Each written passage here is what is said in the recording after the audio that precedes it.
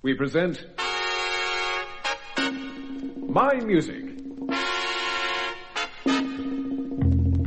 a musical panel game devised by Edward J. Mason and Tony Schreier. And here to introduce the teams is Steve Race.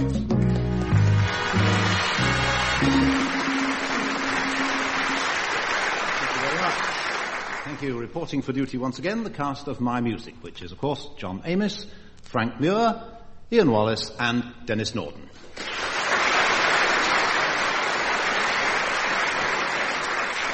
Reporting for duty, I said. I could equally have said all present and correct. A cliché. Another cliché. Let's begin with some clichés or proverbs. John, I'm sure you'd agree there's no place like home.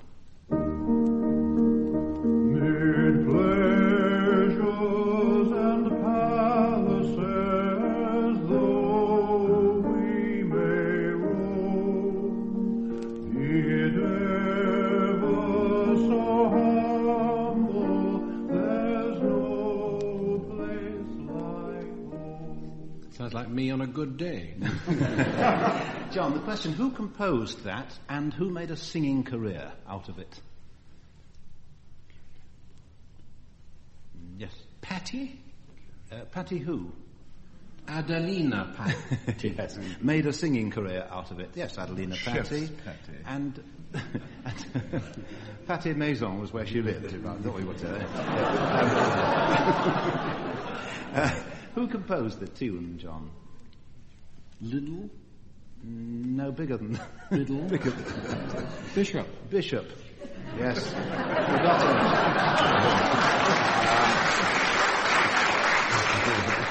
You got a sign from Ian, I think, didn't you, over there? Yes, Sir Henry Bishop composed it. And the singer on that recording, recognised? Would you like to hear it again? I should think probably Bishop. After he'd been dead. Well, I don't think whoever it was will love you for that. Hear it again and see if you can identify the singer. Mid pleasures and palaces, though we may roam, it ever so humble, there's no place like home. Sharp on the last note. Doesn't sound like a regular singer to me. Lord Home. I spend more time playing the piano, actually. It was me.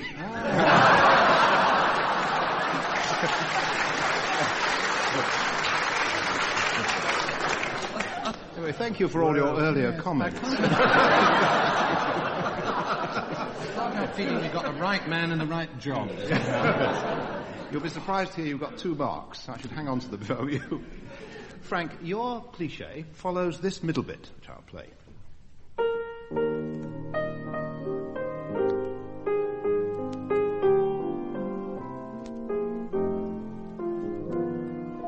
Love holds the key to set me free, and love will find a way. Love will find a way, hey, is the cliché I had in my mind. And for your second mark, which musical comedy was that in? Maid of the Mountains. Maid of the Mountains, 2 marks, lovely. Ian Wallace, over to you, a French proverb. Ich lade gern für Gäste ein, man legt bei mir recht ein. Man unterhält sich wie man mag, und bis zum hellen Tag. Yes. Tough lady. Oh, you've got 2 that we know. You know the French? Yes, this is a strange sort of aberration on the part of Jan Strauss that was voice belonged to Prince Orlovsky. Very suitable.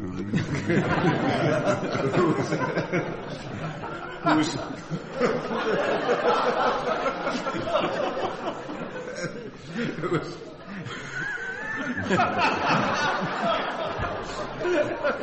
oh dear, that's a delayed vocal double take. Yes. Yes, singing, rather sadly perhaps, about chacun à son goût. Chacun à son goût, yes. You have a mark for that. Well, one. Ian, for your other mark, some time ago you mentioned a song called Never Have a Bath Till You Need One. And some listeners have asked how it went on. I'd like to know for the second mark. Give us an idea of how it goes. Oh, yes, it was a song one of the first songs I ever learned as you only mentioned the title. You didn't sing us any of it. Yes, it was, that's right. It was originally sung by the late Albert Whelan, and I sang it with a banjolele, and it went something like this. Oh, gracious. One day I met a dirty tramp, the dirtiest that could be. I said, why don't you ever wash? And he ups and says to me, oh, never have a bath till you need one. You know what I mean. And never have a bath till you need one. If it only makes you clean. Mr. Brown, the rector, preaches from 10 till goodness knows when, but he never has a bath till he needs one. And he won't even have one then.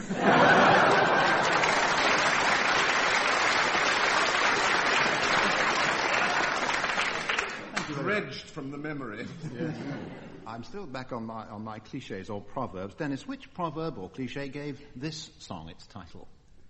Some folks can lose the blues in their hearts, but when I think of you, another shower starts. The Ink Spots version of, yes. I think, the only song whose title has 7 consecutive 4-letter words. Into each life some rain must fall. That's true, absolutely, yes. And for your second mark, who was that singing? Specifically, who? Well, if it was the Ink Spots, well, then it was Bill Kenny. Bill Kenny with the Ink Spots. Stephen. It was a million seller in 1944 with Ella Fitzgerald singing other parts of the record. Let's turn to some early musical instruments. John, according to Aristides Quintilianus, and I quote, Pythagoras, as he prepared to leave this earthly life, besought his disciples to play the monochord. How would they do that? Play the monochord. How would you play it? Yes. Pluck it and see. That is very true, actually. Thought it would be. Could you tell me any more about the monochord in those days? Well, it probably has one string. Yes, that's right. A movable bridge which you slid along and you plucked the string exactly, come to think of it, like a Hawaiian guitar. You see? Anyway, he besought his disciples to play the monochord. I, in a similar position, would beseech my disciples not to play the monochord, I think. But you have a mark. Later, a keyboard was added, by the way, to the monochord. He also said abstain from beans. Yes. I just thought I'd mention. Frank, under Renaissance music, I found a reference to the stump. Stump music. What might that be? Stump music. Stump music. Yes, stump. Is it sort of folk music? Is it is it primitive music? It's early. Is it a corruption of stamp? That's what I was moving towards. Well, yeah. How interesting. I'm going to move away from it. You stay there and join me later. It's instrumental. It's instrumental. It's music played on a stump. Well, that is the truth. Which is either a filleted limb found on a battlefield, or is a musical instrument called a stump. Well, I don't see why you shouldn't have half a mark. Do you? No, I think they should call it a quipth then. Stump being a kind of lute, or more precisely a wire-strung equivalent of the theorbo. Get away. Get away. Said it before and I'll say it again. Your answer's more interesting than mine. Ian, where would you find a fipple? I don't know that I would, because I don't think I'd ever be looking for one. A fipple. Fipple. It sounds... I mean, you did say, I think, that they were ancient. Frank is giving a wonderful... this is not... all Frank knows. He's making signs. But don't sound so surprised. You don't know your own. Frank is playing a flute. Yes. I was going to say maybe it was the P in a referee's whistle. Well, you were going to be warm. It's a bit like a flute. It's the block of, usually wood, that's inserted into the mouthpiece of a flute to make a special shape aperture. Ah, well, we learn something new every day. Blow. Thank you, Frank. Yes, it's what distinguishes a fipple flute from a non-fipple flute. It is indeed, yes. I don't think you get the mark. I don't. Under no circumstances. Shall we give another half to Frank? Yes. For knowing. Right, another half mark, please. There's a trap in this. Dennis, what can you tell me about the Rommel pot? Rommel pot. How do you spell it? Rommelpot. How do you think? I can't tell you. But I can theorise. Yes. I can draw a bow at a venture. I'll do that, yes. Yeah. Rommel. The thing that one remembers about Rommel, from the film anyway, was that... Yes. Which is always truer than I think. Which was that he buried petrol throughout North Africa for his troops, so they always had them. And I would think, knowing musicians, that when a band goes out to play a gig somewhere, immediately they get paid, they spend the money on riotous living, and that they would all agree to contribute so much into a kitty to provide enough petrol to get them back home on the Rommel principle, and they would call that kitty the Rommel pot. That's musical, it's historical, yes, right. it obeys all the criteria you demand, except it's wrong. Yeah. Well, I think you'll get the mark. I think you get the mark, don't you? It's the Dutch for the rumble pot. It's a membrane like a pig's bladder, it says here, stretched across a pot with a stick inserted. If any listener wants to see a Rommel pot, there's a Jan Molenaar painting in the National Gallery. When we were at school, the music teachers used to make us clap out rhythms, or tap them, didn't they?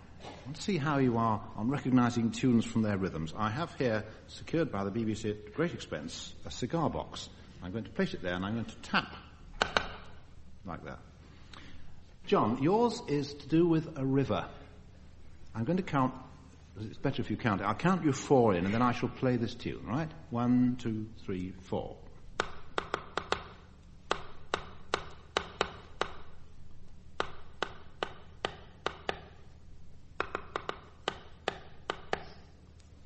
And so on. Any ideas? I think it's somewhere between the Volga boat song, Old Father Thames, and Vultava. You're not in luck, I'm afraid, with this. Ooze. You don't get the mark. Would you like half a point? It seemed to me terribly, come on along and listen to the lullaby of Broadway. Well, it has something of the same nationality, because that rhythm there, bum-bum-bum, is a very jazzy sort of rhythm. I can't give you the mark, John, but this is the tune.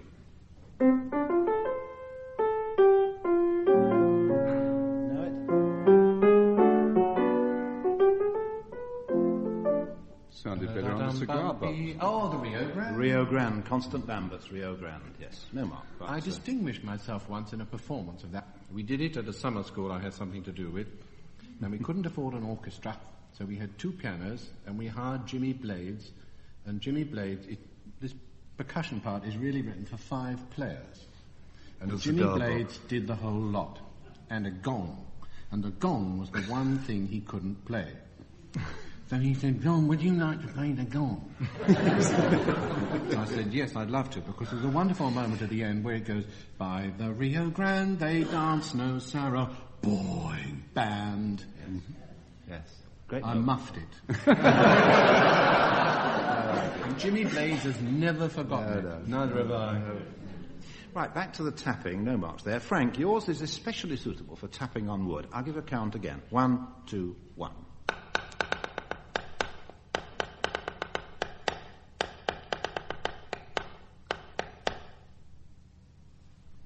That's how it's usually played. It's...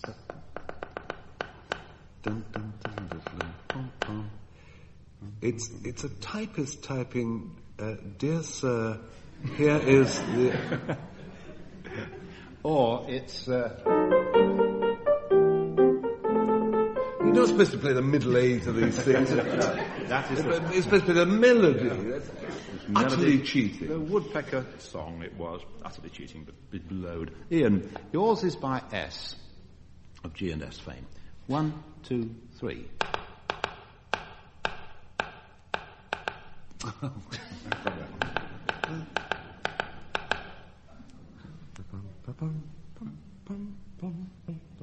Yes, what's it called? We are the... Is it Lord High Executioner? Yes, Behold the Lord. Lord High Executioner. Yes, yes, that's right. And on, Dennis, yours is by Bach. Oh, great. That's a relief, isn't it? Right, I'll count you in. Ready? Do, yeah. Yeah, I'll count you in, right. 1, 2, 3, 4.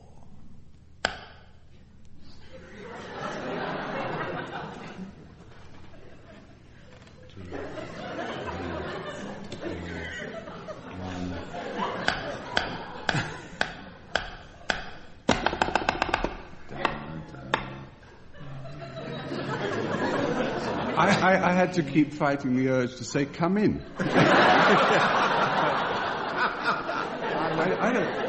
I'll give you a hint. I'll play you the bass part. In fact, I'll play the tune with this hand and the bass part with the piano. Very clever. And let John do the gong. Yeah. Right, you ready? Right, here we go then.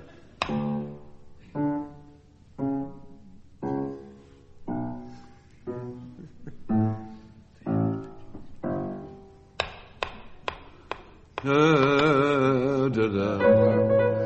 see. I have it on Ian's authority. That's air on a G string. Air on a G string. Yeah. Half a mark or something, I think. Yes, very good.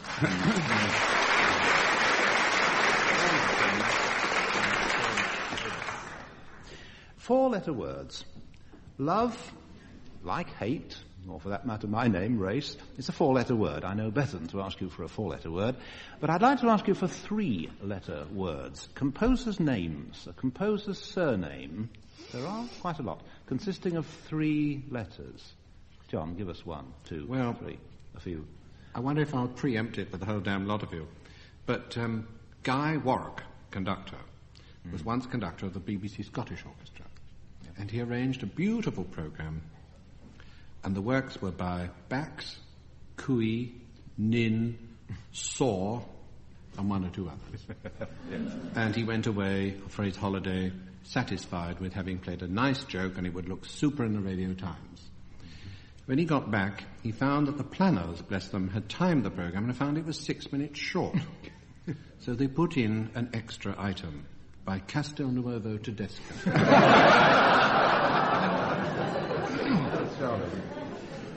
Frank, a 3-letter composer. Tudor keyboard composer John Bull. Bull? Well, the L's are the same letter. Noel Gay. I'm in indulgent mood today, yes. Noel Gay would do nicely, Mr. Gay, yes. Ian, 3 letters? Bert Lee. Lee.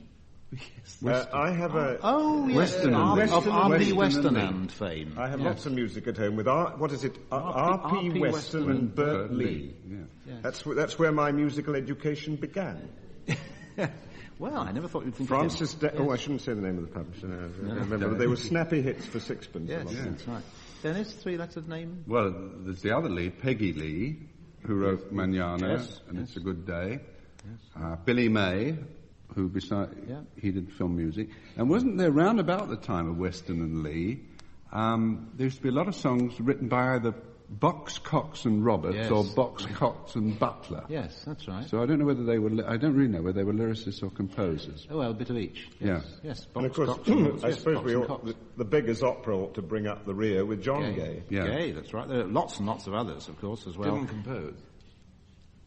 John Gay didn't compose, no, he wrote the words, that's right. Oh, he wrote the words, of course, sorry. Dr. Pepusch did Yes, that's right. the over. There's a I was 3-letter pleased when looking up 3-letter composers to find one called EGK. You remember, Dennis, that Sammy Khan, do you remember, reported that when somebody came in and said, could you write a song called 3 Coins in the Fountain? He said, I could write a song called Well, now there's a songwriter called Here's a chance of 3 marks, 3 whole marks for each side. John and Frank work together as a team on this. I want, please, the name of a capital city and the 2 composers involved. Listen.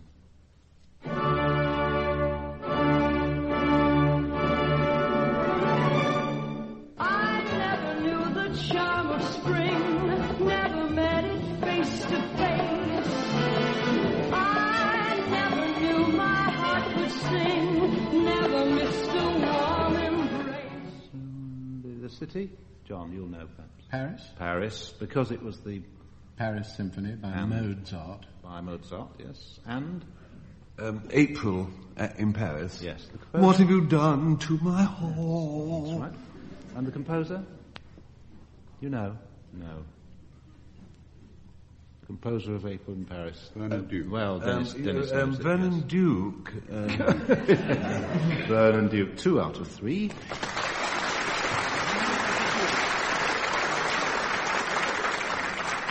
Ian and Dennis, again, working as a team. Yours is a British city.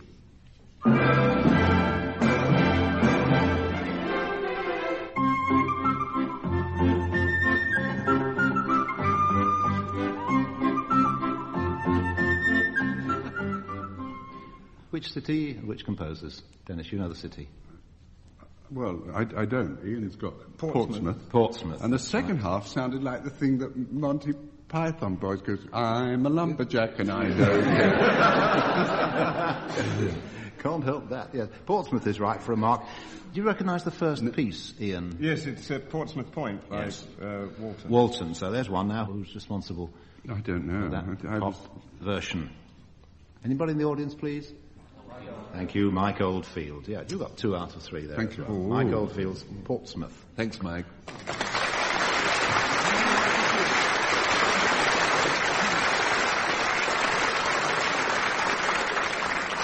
The final round, the party piece. John. John, you first. A song about a maiden, a gentle maiden, in, I think, E flat.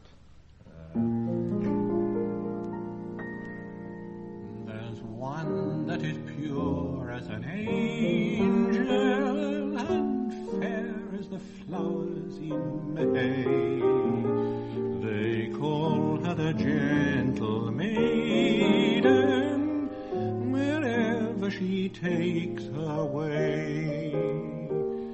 Her eyes have the glance of sunlight as it brightens the blue sea wave, and more than the deep sea treasure, the love of her heart I crave.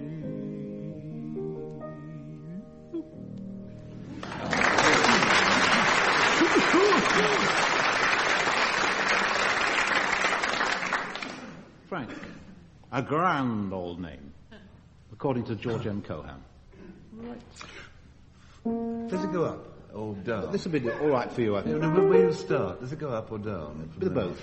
Oh, bit of both. For it was Mary, Mary, sweet as any name can be, but with propriety, society will say Marie, but it was Mary, Mary, long before the fashion came. And there is something there which sounds so square. I think I'll call you Fred.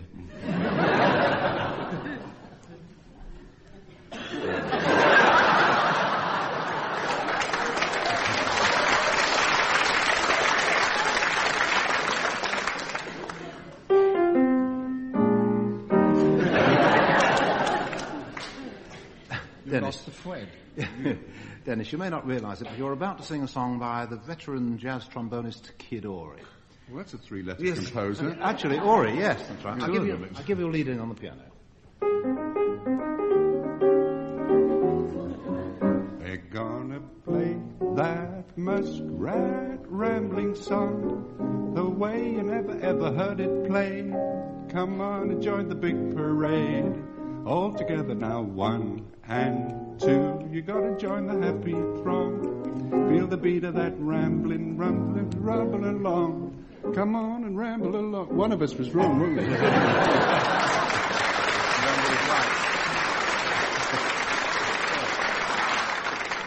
Ramble is right, isn't it? Ian, the day would never end were it not for a song. Oh, yeah. And a man ain't got a friend and all I'll that. stand back a bit. Without a song, the day Without a song, the road would never bend. When things go wrong, a man ain't got a friend. Without a song, I got my trouble and woe, but sure as I know the Jordan will roll, I'll get along as the song is strong in my soul. I'll never know what makes the rain to fall. I'll never know what makes the grass so tall. I only know there ain't no love at all without a song. I only know that there's no love at all without a song.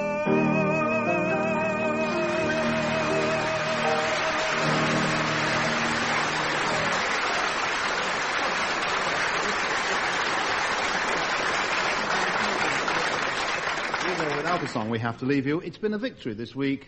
Well, just a half a mark in it, actually, for Ian Wallace and Denis Norden. Goodbye.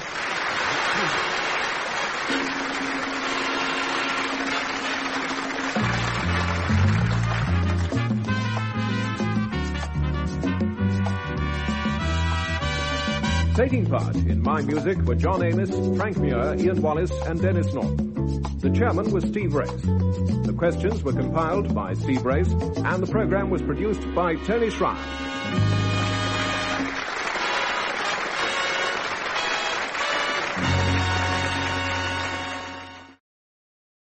We present My Music, a musical panel game devised by Edward J. Mason and Tony Schreier. And here to introduce the teams is Steve Race.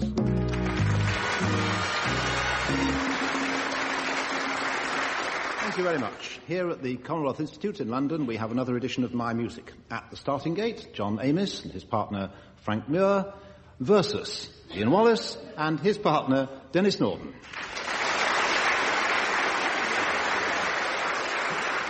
We begin, as usual, with a question for John Amos. John, who said of the music you're about to hear, it's good, awfully emotional, too emotional, but I love it?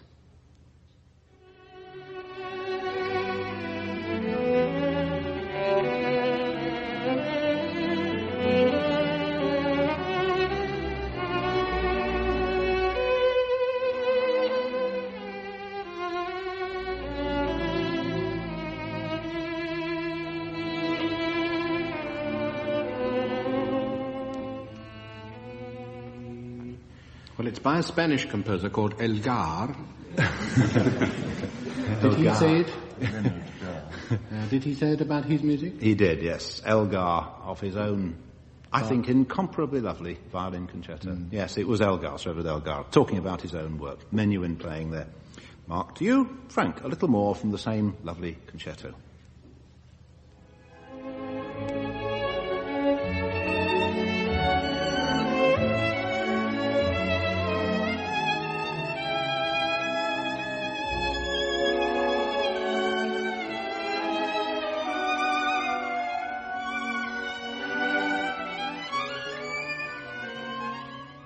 Frank, on the subject of violin playing, a great French painter played the violin rather well. Any idea who he might have been? He even gave his name to a French idiom.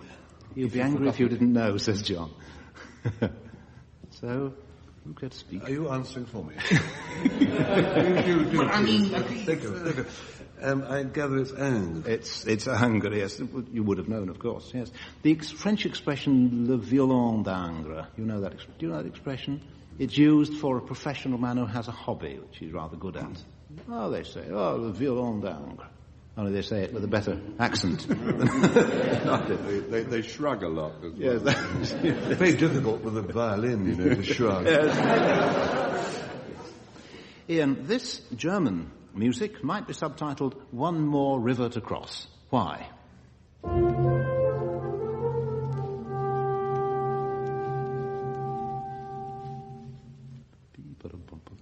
Yes, that's a touch of the Richard Wagner's. Yes. One more river to cross. It's the Rhine. Yes, because it's whose Rhine journey? Siegfried. Siegfried's Rhine journey, yes. In a word? Mark to you, yes. I cherish a newspaper advertisement, Ian, for the English National Opera, which read, Monday, Rheingold, Tuesday, Valkyrie, Thursday, Ziegfeld.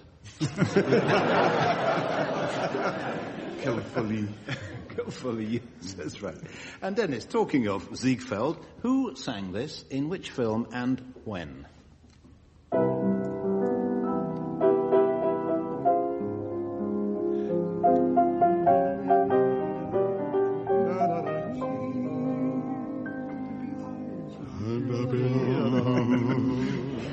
Oh, it takes you back. Yes, it does. Oh, nostalgia. I shall never forgive this guy who sang this because he married Sid Charisse and took her out of circulation just when I needed her.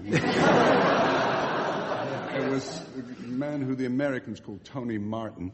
Tony Martin, that's right. The film was Ziegfeld Girl. And the year, have a shot. Early 40s. Yes, about very. 42, 43. 41, actually, but you most certainly get your marks for that, yeah.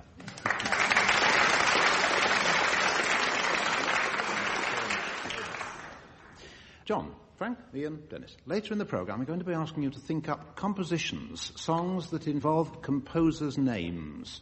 The example I have in mind is Carry Me, Bach, to Old Virginie.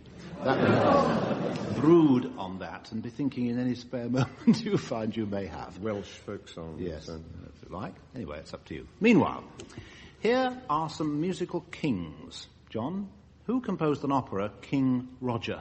Szymanowski. You're very quick, aren't you? You know a lot about music.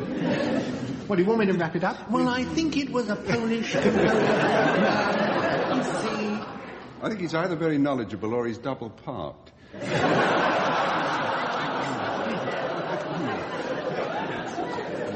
Well, a mark to you for Szymanowski. Still on the subject of kings. Frank, now, hang on. Come back. I'm working on the composers.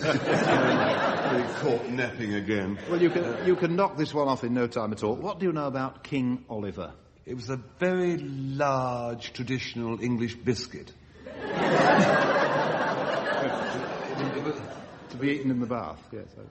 It was also a very, very early American jazz trumpet or cornet player, probably cornet. It was one of the very few who actually did play in brothels in the Storyville area of Norwalk. A very early employer of Louis Armstrong, as a matter of fact. And this is what King Oliver's band sounded like back in 1923.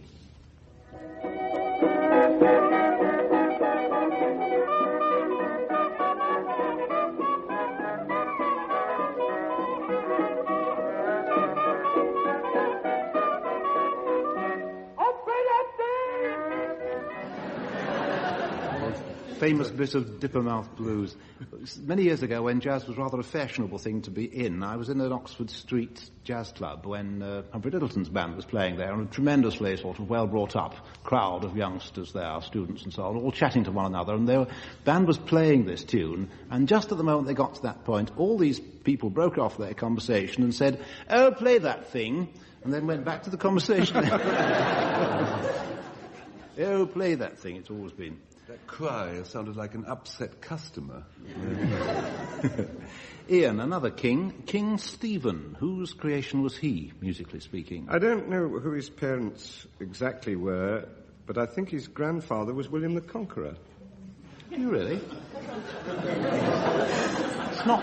Because he was, what was he about? He was about 1135 to 1184, yes. Or at least somewhere around about there. That was his room number. And he had a feast once a year, around about Christmas time, which is always sung about. Well, it's getting a bit more musical as you go along. Another king. No, I didn't. Answer is no. I did want a musical. You don't know, do you? No. Overture by... Anybody in the audience know? Thank you. Beethoven, yes. Thank you. No mark to Ian there. I would be happy to have had that a bit earlier. Wouldn't you, though? Yes. Dennis, what do you think of in connection with King Creole? Well, I'm forced to think of Elvis Presley. You are somewhat, aren't Yeah. you? Elvis Presley's military call-up was delayed so that he could complete that film. It's a bit of a risk to take when the nation is at war, isn't it? To get King Creole, the film, completed. Oh, never mind. A mark to you, so you've redeemed your side a little bit. On my right, a grand piano. On my right and left, two grand teams. One piano medley coming up. Oh.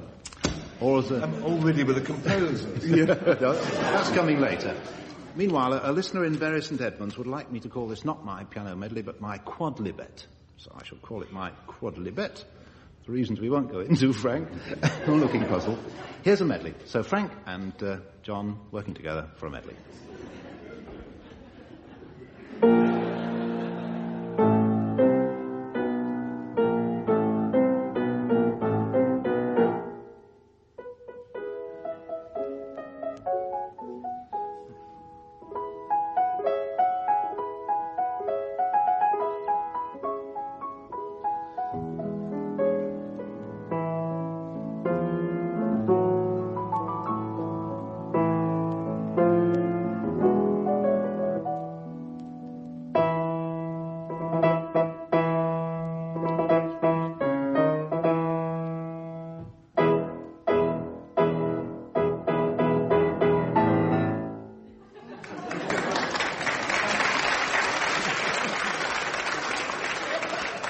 Where are the other three? Let's have a few titles. John, the first one. Da-da-da-da-dum. Yes. Da-dee-dee-dee-dee. Somebody's name. A friend of mine trying to say it in the front, but I can't. Well, let's have it from you. Do you know? No, do you? No. No. It's the list's fugue subject on BACH. The name British bar Airways. in musical terms. Frank, you will have got the next one. On the ninth day of Christmas, thank my you. true love Right. said to me. That's one mark. Then A came part morning. Morning from Peer Gynt. Peer Gynt. Yes, that's right. Then a waltz. I love you. I love you, so I do. No. That's not I love you at all. French came from a lovely, lovely film. Carnet de Bal is the film, but you don't know the title of the waltz, do you? Not offhand. Rather yes, Waltz be faithful. it was from Carnet de Bal. Waltz from the Carnet de Well, Bal. no, but Valse Grise was its Ticket name. of leave. Can't go with that. Then two more.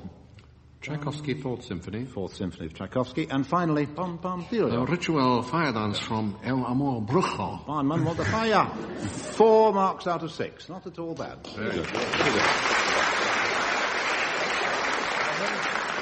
Right, I'm going back to the piano. I'm going to play a medley for Ian and Dennis. You ready? Easy one, no doubt. You ready? Right. Here we go.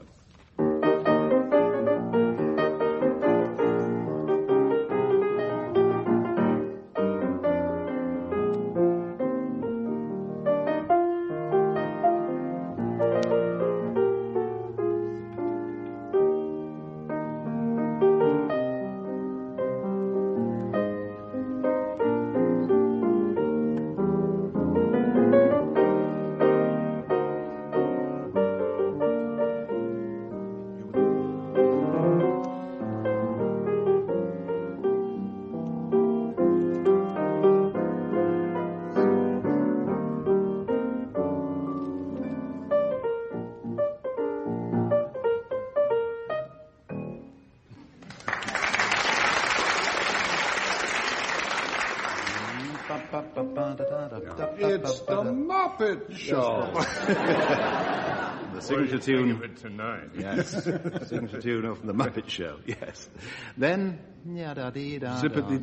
Zippity-doo-dah, yes, a middle bit from that. Ian. A serenade from the student prince. That's 3 out of 3. I've got down for that. Overhead the moon is. Well, that's true. Yes, that's right, it is. And 3 more. If you were the only girl. Yes. One you might not have got, Dennis. No, I didn't. Very The one that I didn't get either. No, it's this one.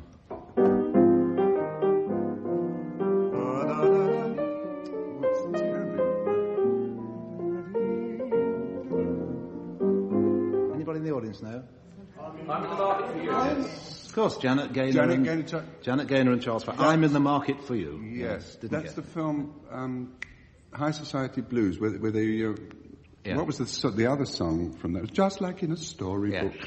I'm almost afraid to look. I don't know. And find you go on.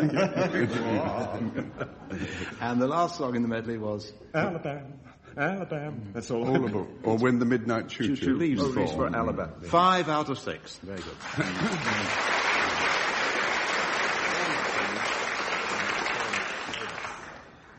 Earlier on, I warned you that I would be asking for composers' names that occur in the titles of compositions. Remember, I said, "Carry me, Bach, to Old Virginia." Now, any takers, John? Want quality or quantity? I think I will feel the width of the quality. I've got plenty of nothing. Ives, yes. Charles Ives, presumably. Yes. And who's afraid of Hugo Wolf? That's a very nice one, yes. I mean, there are lots of Bach. Yes. I mean, all those yes. Schubert songs and things like that. Bach I'm never quite sure which are titles of pictures and which are titles of songs. Is there a song called The Johnny Wagoner? Johnny Wagoner. There's a picture as well. I think so. Yeah, No, yes, sell it. Well, sing I've got a double one. Johnny here. Wagner. Yeah. Bird in a Gilded Cage. Oh, yes. Bird and Cage. Yes. Modern composer. Oh, very, very subtle. Has anybody else got a double one? Frank, what have you got? I've got, if you knew Sousa like I knew Sousa. I haven't started yet. I dream of Puccini with the dark. Hang on, help. Hey, don't tell a man, tell a sonata. You like telling me. Delias, my dear. Oh, yes. Oh, yes, Delius is lovely. Ian, have you had some thoughts? You may be relieved to know I've only got 2. We are in love with you, Mozart and I. And my old man said, follow the van and don't kill Vivaldi on the way.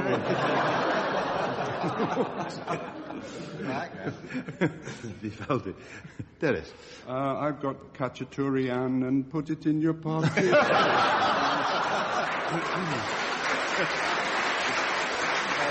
I've got... Trust you to go for the hardest one. Yeah. Give me one for Mascagni and one more for the road. I've got Verdi. Anybody done Verdi? Oh, well, Verdi Blue. Night. You could have had I Know That Gounod and let's call the whole thing off. You know, Carl Orff. You know.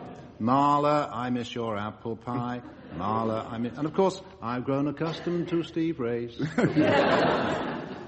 Oh, Solidarius Mio. So Solidarius Mio. And what about Poulenc when the strings of my... What about Poulenc? It's been good to know you. I think we better press on. Still on the subject of titles, composers aren't always, I find, the best people at finding titles for their music. There's a letter that Brahms wrote to a young lady in which he said he dedicated some music to her, and he added, "Can you think of a better title than 2 Rhapsodies for Pianoforte?" I think anybody could think of a better title than 2 Rhapsodies for Pianoforte.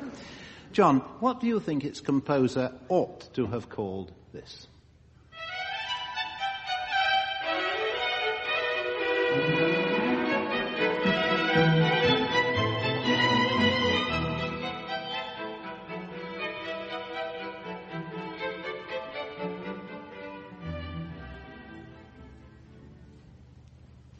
Would do for a title.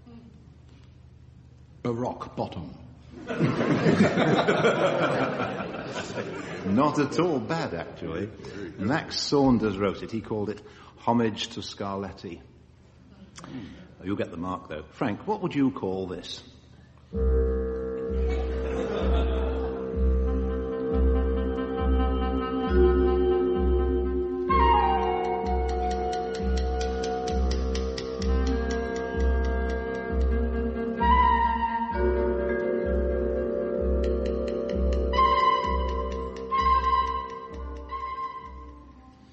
Well, it's sort of sinister music, isn't it? Yes. It's sort of sinister and it's sort of sidely and little themes go outside. Dance McCrab.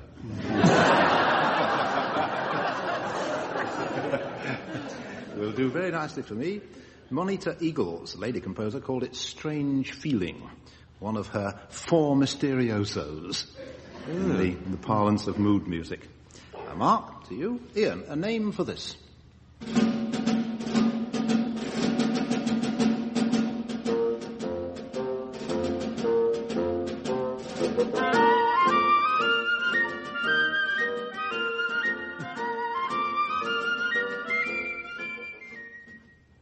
Oh dear. I've heard the tune in the minor, I think, a couple of times. Dennis has come up with My Darling is a Charlie.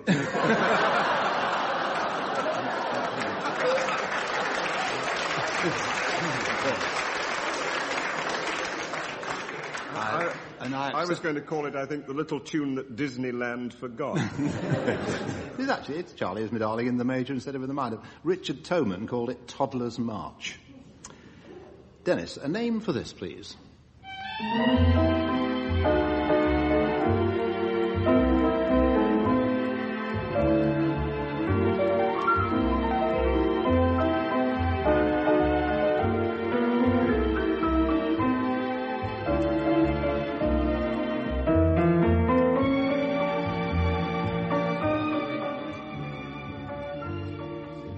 Keep your Scarlatti. I like that kind of thing. What is it? It's sort of sentimental and emotional. It's the kind of piano playing that musicians call lemonade. Yeah, I call it my soppy serenade. Is it yours? No, it's not mine. No, D.P.G. Williams wrote it. He really gave up on that. He called it romantic piano feature. Scarlatti O'Hara. In this final round, only the order is changed in order to protect the innocent. It's what we call the party piece, a drop of singing for all concerned. John, there's a song about Maria in The Sound of Music, and another song about Maria in West Side Story. You sing your favourite of the two, and I will play my favourite of the two. Well, mine begins with the augmented fourth. Yes. Maria, I've just met a girl called Maria, and suddenly that name will never be the same to me. Maria, I've just kissed a girl called Maria, and suddenly I found how beautiful a sound can be. Maria, say it loud and there's music playing. Say it soft and it sounds like praying. Maria, I'll never stop saying Maria. The most beautiful sound I ever heard. Maria.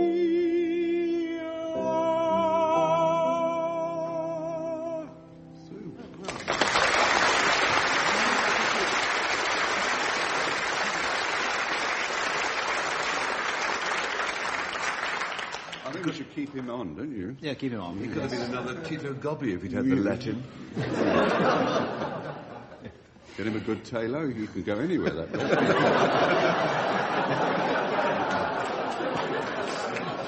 I always want to sing that in English, you know, Maria. I sing it soft and it sounds like praying. Not very much, really. Frank, there's another one in Pincher Wagon, isn't there? Another Maria. Call the Wind Maria. Yes, Call the Wind Maria. Oh, Maria. Sorry, I interrupted you, sir. Not at all. I was about to say that Gus Ellen had a song called Down the Road, which had the merit of being short. And I wondered whether it might be suitable for you. It's only on those grounds.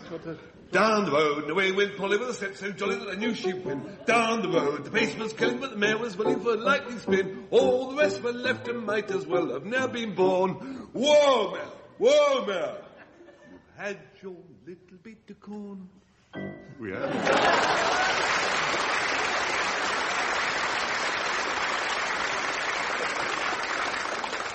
It's not a good line to conclude the programme, isn't it? Yes, I lost you, actually.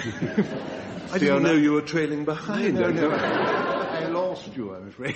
Don't worry. I'll try to keep up with Dennis. Dennis, you don't mind going next, do you? Unless you want to finish with me, I mean. Can you give us a sea shanty? A sea shanty in old sea shanty town? Oh, yeah. We can have a bit of, if the audience can do some worker participation. He'd do it like pub tempo, you know. Oh, yes. Naffy style. It's only a shanty in old shanty town. The roof is so slanty it touches the ground. Just a tumble-down shack by an old railroad track, like a millionaire's mansion. What's it doing?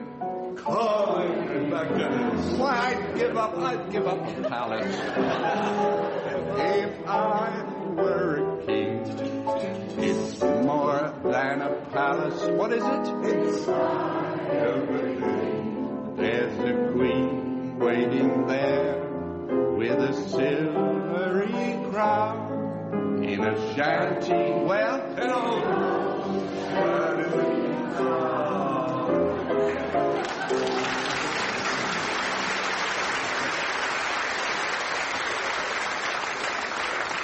I think some of them stopped on the way coming here.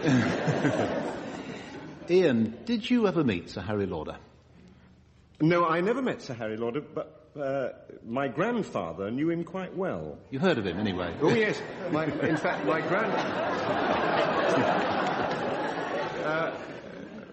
I think Sir Harry Lauder was still alive when I was alive. I mean, I might have met him, but I think I'd have been... all of us. What we call in Scotland a wee laddie. When were you alive, Ian? It's a good question. I didn't notice of it. Ian... You know, my grandfather used to meet Harry Lauder sometimes, and apparently he used to consult him about his new lyrics, because, of course, Harry Lauder wrote all his own lyrics, and he used to guide my grandfather into a sort of secluded part of the street and sing the latest song to him and ask him what he thought of it. I wonder if he ever sang to your grandfather, I've got an idea for a song, I like a lassie, a bonny... That's absolutely, and my grandfather said, no, Harry, no, I love a lassie. Give us a chorus and then another one for the audience. Right. I love a lassie, a bonny, bonny lassie. She's as pure as the lily in the dell. She's as sweet as the heather, the bonny bloomin' heather. Mary, my Scotch bluebell, all together now. I love a lassie, a bonny, bonny lassie. She's as pure as the lily in the dell. She's as sweet as the heather, bonny bloomin' heather. Mary, my Scotch bluebell, my Scotch bluebell.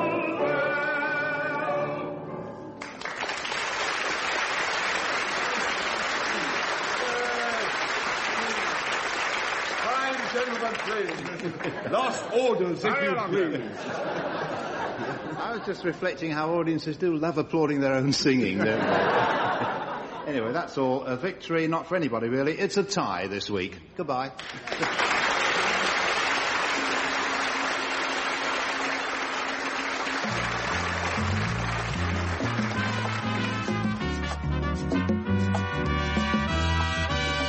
Taking part in My Music were John Amos, Frank Muir, Ian Wallace and Denis Norden. The chairman was Steve Race. The questions were compiled by Steve Race and the programme was produced by Tony Schreier.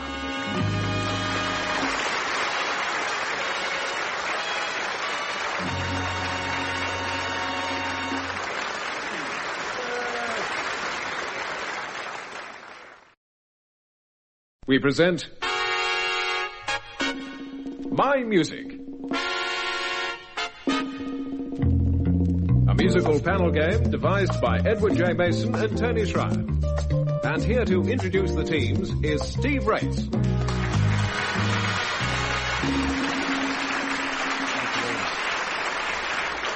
Thank you, and hello again. And permit me to present Messrs. John Amos, Frank Muir, Ian Wallace and Denis Norden.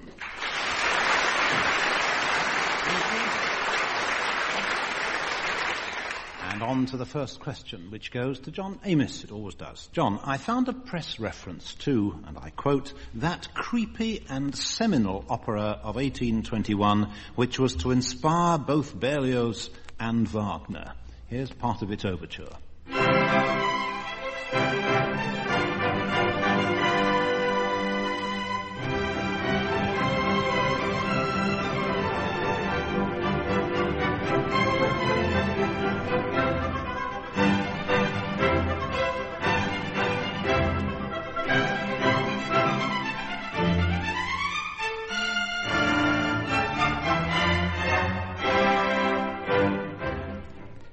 John, I fire the question at you.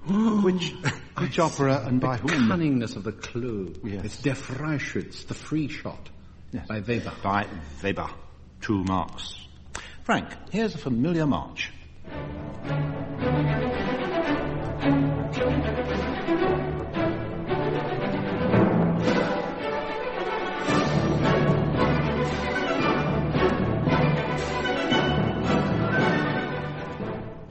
Frank, I know it's Elgar's Pomp and Circumstance, number 1.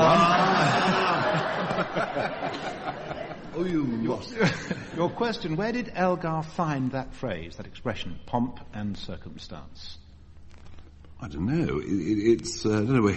It's in Shakespeare. Ah, well, that's where he found it then. Must be. And it was spoken to me on the stage of the Younger Hall, St Andrews University, and I was playing in a brief reading, Iago, and Peter Ustinov was playing... Typecasting. Yeah, was playing... Well, there's nobody else, actually, I'm forced to admit.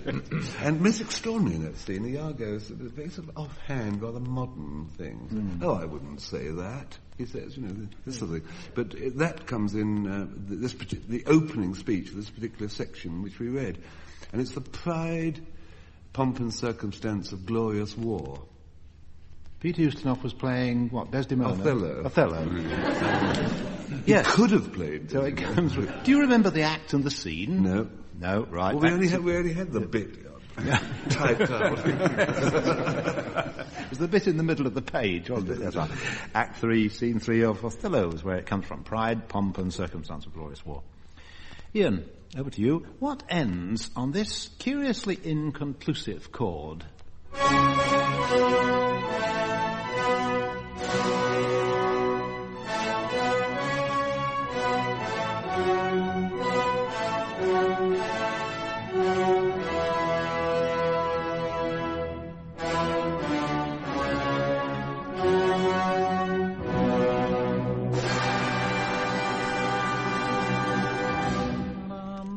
Chin. No, it's warmish, but it leaves you hanging in the air very oddly, doesn't it? It's an opera. Yes. Not Chu Chin, but Jap. Yes. Cho-Cho. Cho-Cho-San. Madam Butterfly. Yes. Isn't it odd? Can I just play... I mean, the chord you'd expect is... at the end of a whole opera. What you get instead is...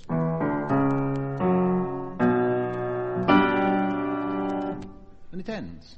Well, I find that, as a non-musician, I would say that's theatrically satisfying if you've got an opera with an Eastern theme, to have given it that kind of Western sound that you ended it. I suppose there's also this sublime self-confidence of the opera producer who says that nobody will hear the last chord because by that time they'll be applauding.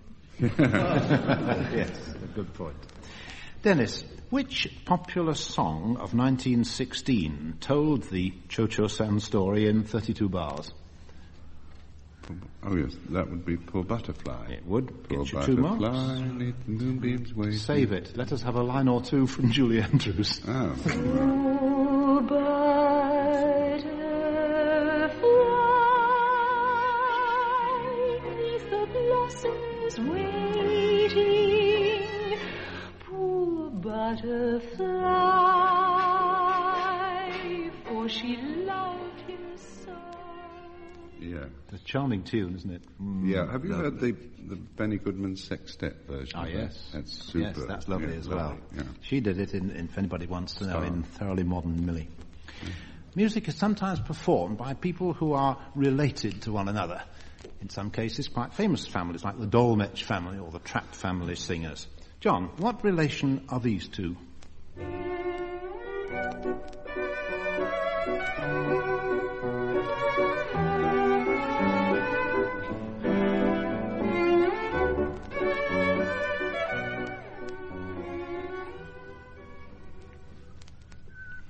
Instruments being... The instruments? Well, violin and viola? No, not violin. No. No, further down. Oh, viola and cello? No, further down. Cello? Cello and... Double bass? No, there was a piano there as well. Oh. Call a halt. I'm not doing very well, am I? Not terribly, no. Not Dr. Mark, I think. It was the Tortelliers. Oh. Frank, what's the relationship here? The time is right, your perfume fills my head, the stars get red, and oh, the night's so blue. And then I go and spoil it all by saying something stupid like I love you. 4 blue eyes. That's probably true, I think. Frank Sinatra and Nancy. Yes, so father and daughter, just as John's were husband and wife, in fact, Paul and Maud Tortellier. Ian, how about this relationship? Dinah, is there anyone finer in the state of Carolina? If there is, then you know it, sure to me. Dinah, where the Dixie eyes blazing, I would love sitting gazing to the outside. Relationship? Brothers. Yes. How many? Oh, that takes me back to a copy of that very record that we had at school. Yes. And it was one of the records that we burnt a hole not in the middle with a heated toasting fork in the label, and we principally did it with George Formby records. It was very effective, but we did it also with the Mills Brothers records, so that it sort of came out sort of. And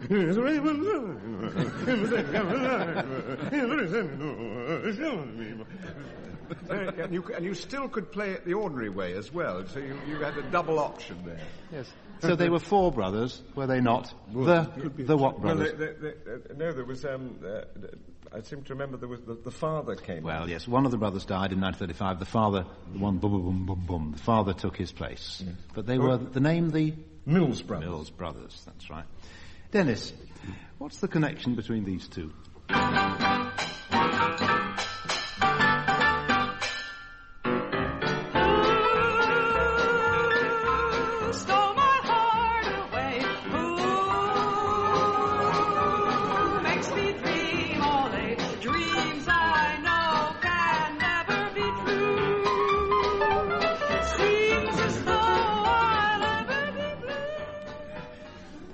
Two of your best pupils. Yeah. I was going to say that they're simply aping my singing in your piano playing. I believe they call it in the profession a cover version. No, that's Jonathan and Darlene Edwards, or that's what they were billed as, and they were Paul Weston, who was an orchestra leader, and Joe Stafford. Joe Stafford, yeah, that's right. And that's one of their best records, I think, yes. There's a marvellous cover when the first record came out. It was a single, wasn't it, in those days, and there was a photograph of a pianist's hands. And you didn't notice it was just a pianist's hands, except the right hand was on the left, and the left hand was on the left. In the past, gentlemen, you've proved very slick at naming composers beginning with each successive letter of the alphabet. A for Arnold, B for Beethoven, C for Chopin, and so on. That remains to be seen. This time it's song titles, compositions or pieces of music. Let me give you 2 examples. After the Ball, A for After the Ball will get you 1 mark, A for After the Ball. But B for Burlington Bertie would get you 2 marks, B, B. So, a treble, like, for instance, baubles, bangles and beads would get you 3 marks. So we're into the multiples business here. You've used them all up. No. I've just done the easy ones, A and B, so I'm going to start with John Amos and the letter C. Are you then going to go around in sequence? I am, yes. Right. So that's, your first one is going to be F, for instance. So C, D, E, F, So, John, I've given you a little moment's time here. C. Champagne Charlie. Champagne Charlie. Yes. Yes, 2 marks. Good. Ooh, Frank. D. Don't cry for me, D'Argentina. Very, very good. One more. Ian, E. End of the road. Yes, that's what it's called. Is it really? Yes, on the song. End of the road, brackets, keep right on to. Keep right on to. Well, honestly, on condition you'll answer all the letters right, I'll give you a mark. There'll be no letters to answer because it's filed in my thing under E because it's called End of the Road. Right. 1 mark to you. Dennis, F. Have you got your pocket calculator? Go on, yes. Flat foot flew Jeep with the Floyd.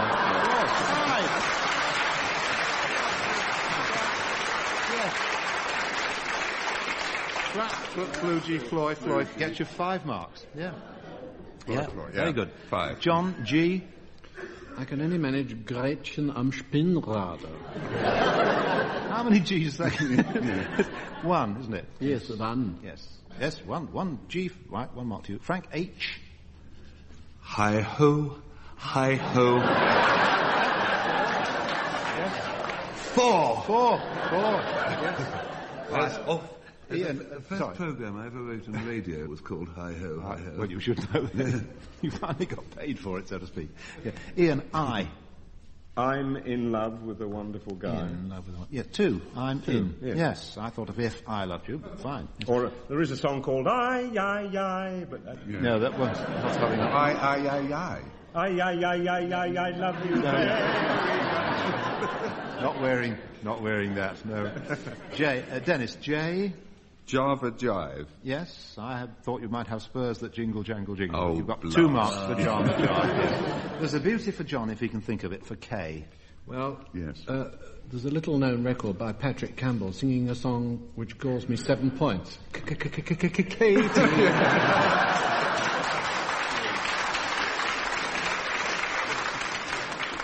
Would be nice, but I think 3 would do. Katie, that's the one I had in mind. Frank, L. La la la la la la la la la la la la la. All my life I will remember. Or yes, go on. Yes. La Vie en Rose. Oh yes. The pink aeroplane. Yes. I think you've been toasting his record again. It's 1 for L. Ian, M. Mountains of Morn. Oh yes, or Molly Malone. 2 to you. Dennis, N. No, net. Yes, that's the 3. Very good. 3. John, O. Oh, Mr. Porter. Mr. Porter. Antonio. Well, shall we give him that? Frank's got the better one. Antonio. Yes, 2. Why not? He doesn't get one for the end of Antonio. Came from your side. No, he doesn't. Frank, P for... You probably thought I couldn't get a double on this. Yes. Put a bit of powder on it, father. Put a bit of powder on it, father. A little bit of powder, do. Put a bit of powder on it, father. Let me beg of you. Very good. 2. You, I think you'd like to know there was an old song called Pinky Panky Poo. No, I don't. No, I don't want to know that. Relish. Right. Not the easiest one, and yet not bad. Ian, Q. Oh, Questa Quella. Yes, Questa Quella. That's right. 2 marks to you. Good. Dennis, R. Row. 3. Way down the river. Yes, good. John, S. Salce. Otello Verde. From Otello. It's a song, I suppose, isn't it? Yes. Yes, why not? Benny Goodman had a piece called Sing, Sing, Sing, but you got 2 for that. Frank, T. I couldn't think of any at all for this, actually. Funny enough. T for 2. Yeah. Well, it's 4. That came from your side. 3. T for 2. T for 2 gets you 2. Because the second one's a double one, you see. Yeah. How you would have loved to have thought of Tiptoe Through the Tulips. Or Tippy Tippy It's all right afterwards. Yeah. Tippy Tin, yes. Dennis just thought of one. Ian, you? Underneath the Urches. In my beautiful balloon, up and away. All right, underneath the arches. That would be a marvellous title for a book on psychiatry, wouldn't it? Underneath the Urges. Yes. Dennis, V. Do you remember Vini, Vini, Vini, tu sei bella, bella, bella? Yes, it's called, the 2 of them, Vini Vini. Oh, is it? Yes, 2 for you. W, John, think of Strauss. Willow, willow. Lovely. Having had soldiers. Yes. Willow, willow. I cannot deny that. I was thinking of wine, women and song. But you've got two. Titwillow, three. No, they're hyphenated anyway. Yes, anyway, not to... Frank. What? X. I'm putting all my X in one. Actually, I would be bound to accept almost anything that began with the name of an instrument, wouldn't I? Try... Xylophone stomp. Rag. Frolics. Yes. Frolics. Xylophone antics. Ragtime. Yes, I think. Shall we give him one? Concerto. Give him one. Right. Ian. Why? You are my yachts, you like. You are my sunshine. Yes. Yeah. You made all my dreams come true. Yes, you got one, Mark. Dennis Z. Well, do you remember a song that Bing Crosby used to sing that went, zing, zing, zing, a little song with me. I was it beside the side of Z. Am I right? That you give it that was Zing, wait a minute, I can't. Zing, zing, no, zing. That's the title. Zing, zing, zing. Sure, all right, zing, zing. Am I to accept that? Have you ever heard of Zing, Zing, Zing? Yes, there was... I see you all right up. Yeah. There was an overture called Zampa, and there was a song called Zizizizum Zum.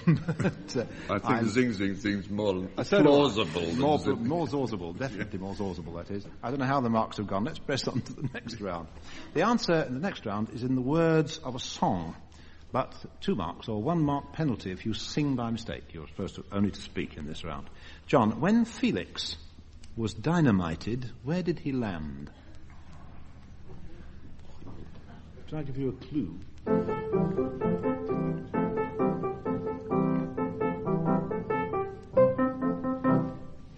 Is that one of Szymanowski's things? No, it's one of Mickey David's themes. Yeah. You don't know, do you? Can your partner help you? Kept on walking. Yes, but you know where... On his paws. Blew him up with dynamite. You don't know where he came down, do you? Land on his paws? No, he came down in Timbuktu, so I can't... No, but nevertheless, zoologically, he landed on his paws. They always do. Yes, indeed. Yes, right. This was the 10th time he'd gone up, though. Doesn't matter. He'd spent his other lives. No. Give the man a mark. Frank. Yes, sir. He's in a good mood now.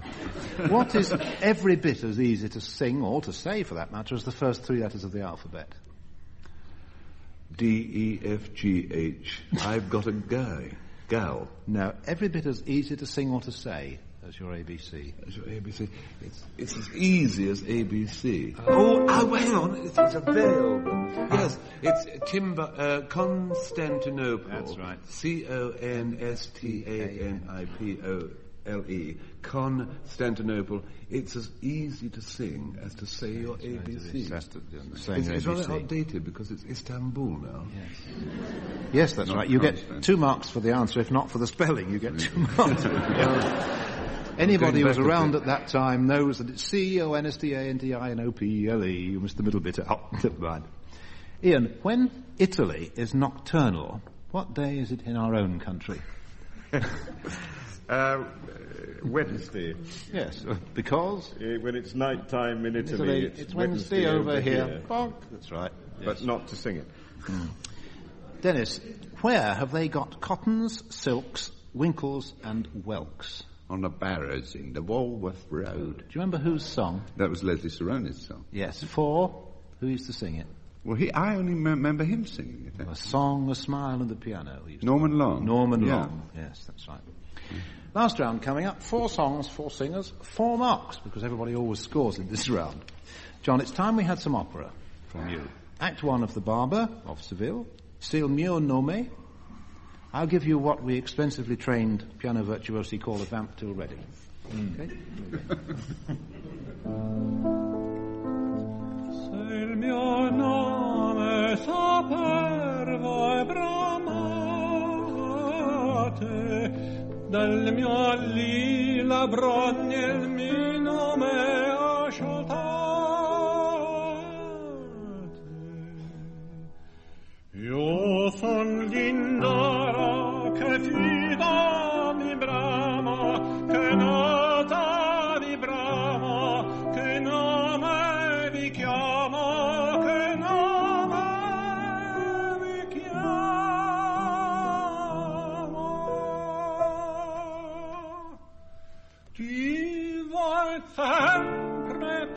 parlando così dalla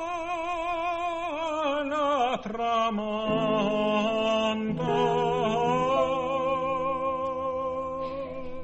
del dì.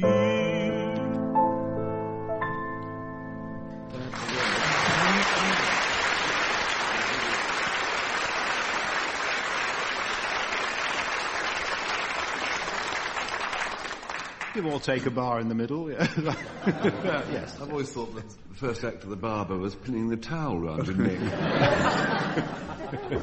No, the first act of the barber is asking you what you fancy for the 2:30. Frank, your turn. Lead us for a moment or two of community singing, just like the ivy. Okay? Yes, just like the ivy on the old garden wall, clinging so tightly, whate'er may befall. When I grow older, I'll be constant and true, just like the ivy, I'll cling to you.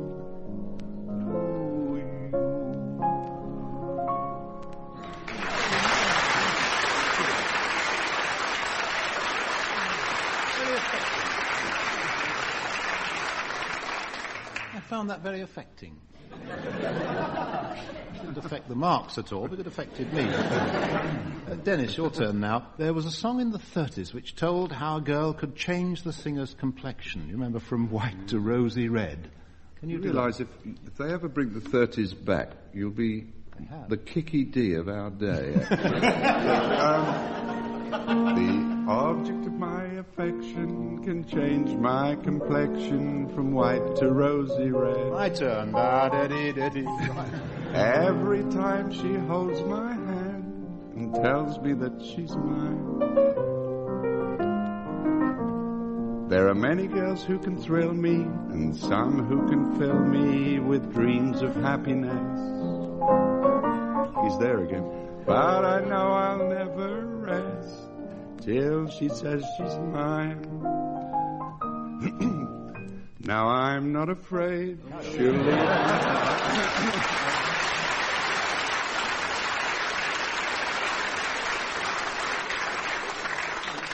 I outlasted you on that 30s memory.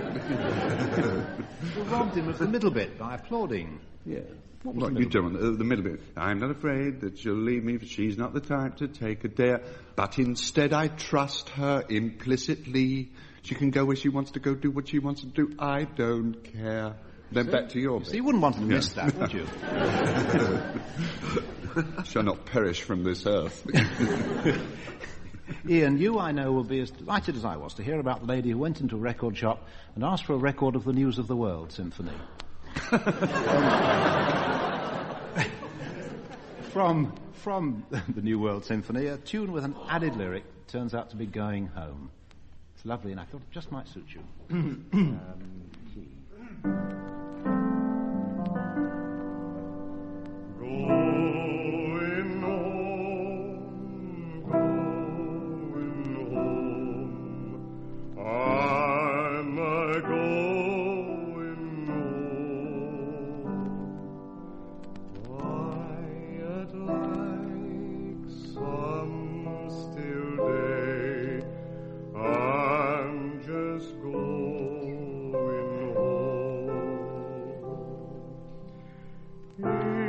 It's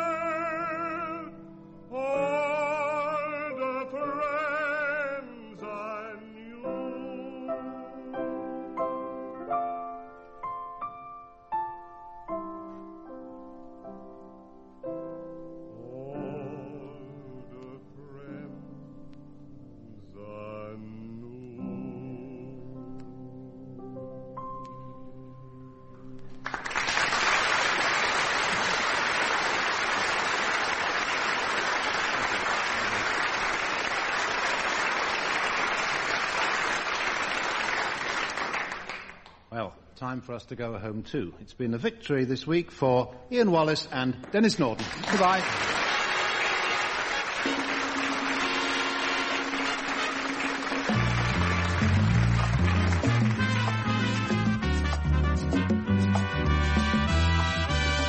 Taking part in My Music were John Amos, Frank Muir, Ian Wallace and Denis Norden.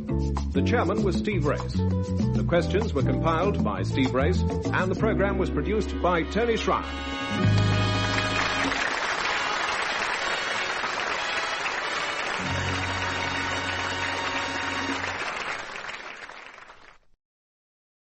We present My Music, a musical panel game devised by Edward J. Mason and Tony Schreier. And here to introduce the teams is Steve Race. Thank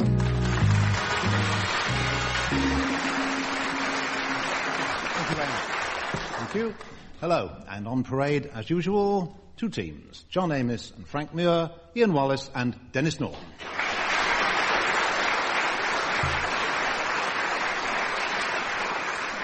First question to J. Amos. J.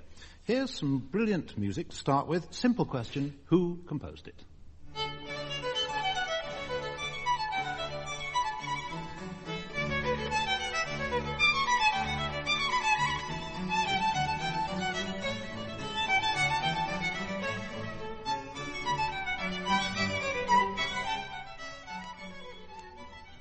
I think it's either Puccini or Notto or Minaldi. One of those Italy ties. You're going none to of, Baroque. None of the people you've mentioned, actually. Spaghetti alla vongole. I don't think I can do anything for you, can I? But tell you that it was music by Vivaldi. Well, I did say an Aldi, you know. Did you, an Aldi? Oh, yes, I said an Otto, an Eni, or an Aldi. Oh, I'm sorry, an Aldi it was. Yes. I'm sorry, I do beg your pardon. I didn't understand a word you said until then. You weren't meant to. Not for the first time, you know. He got it, didn't he? It was a cover-up. Vivaldi. Yeah, it's the sort of show where you get a mark for saying Aldi, yes. David Oistrakh and Isaac Stern there, or Vivaldi, yes, from a concerto in D major. One of our supporters, who lives in Sussex, Molly Ashworth, told me about a concert programme which read Overture di Ballo, Sir A. Sullivan, Concerto in D major Bach.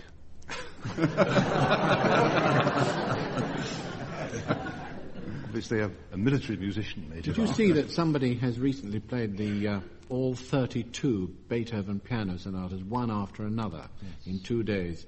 And I gather in 1984 somebody's going to do all 635 of the Vivaldi concertos. That's right. And it'll be a bestseller on records too, won't it? I'm afraid it will. If you can do a boxed set these days of everything Pugnani ever wrote, you'll sell 1,000 copies instantly, won't you? Frank, back Aldi. to... You said I get a mark. You say Aldi. Back to Aldi. You did. Back to Vivian Aldi, known as Viv Aldi. Why do you think they called Vivaldi the Red Priest? What's behind that? The Red Priest. He was a priest, wasn't he? Yes. Well, he was. He used to blush rather fiercely at confessionals. Yeah, didn't he though? Yes. Yes. What's your story? Didn't he though? Yes. He also, and it went rather well with his red hair as well when he did. Oh, well, I didn't know him that well. He never took his hat off. You certainly get the mark. You certainly get the mark. On an LP sleeve, I read, for 36 years, Vivaldi was employed at a music school for girls in Venice, and this gave him wonderful opportunities for experimenting. A man for 4 seasons. Yes. Oh, that's nice. I know you like Vivaldi. Let's give you a little bit more to listen to.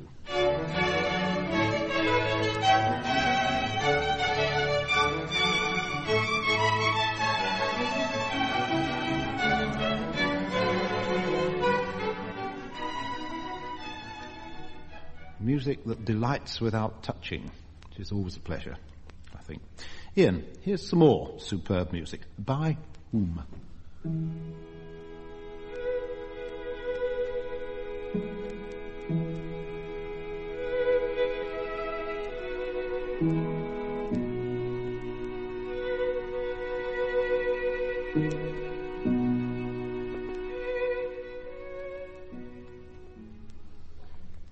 wonderful rapt mood. Well, chamber music is not really my subject, but happily, that marvellous piece of music is something I do know what it is. It's Schubert. Yes. Quintet. Yes, it comes from the C major quintet, the Adagio movement.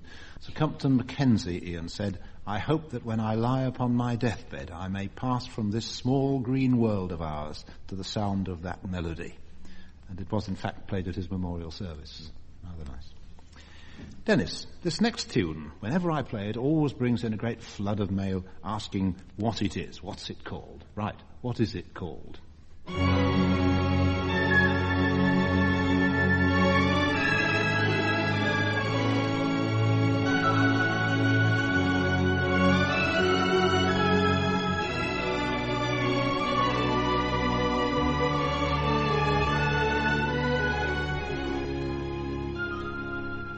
Well, if you'd have answered all those letters I wrote you asking for, I would know what it was called. What's It's one of those pieces that if you introduce, as I do sometimes, record programs live, and you've had one or two fluffs already, you just hope that you're going to settle down a bit, and then you see that later on you are going to have to say the Concerto di Aranjuez, played by there you see composed by Rodrigo. Yeah. You see the problem. That's right. I've been having lessons too, and I was taught Concierto de Aranjuez. Yes, well, Rodrigo. I bow to that. I just put my head down and have a good try. It sounded terribly like the incidental music to the 194th reel of Exodus. Somewhat, yes. Same sort of appeal. Anyway, that's what it is, folks. These are numerical questions. John, he composed 18 string quartets, of which the 14th and 15th can be performed simultaneously, thereby creating an octet. Who was he? It was Darius Milhaud. Oh. Just what I was going to say. You were going to make a meal of it. Darius Milhaud is right, yes? Yes, correct. Some friends of mine were playing in that work. When they did it, there were two quartets from the Royal College of Music. And at one time, Milhaud was sitting there, and he went up and said, Maître, is this a D sharp or a D? Oh, it doesn't matter. Play what you like.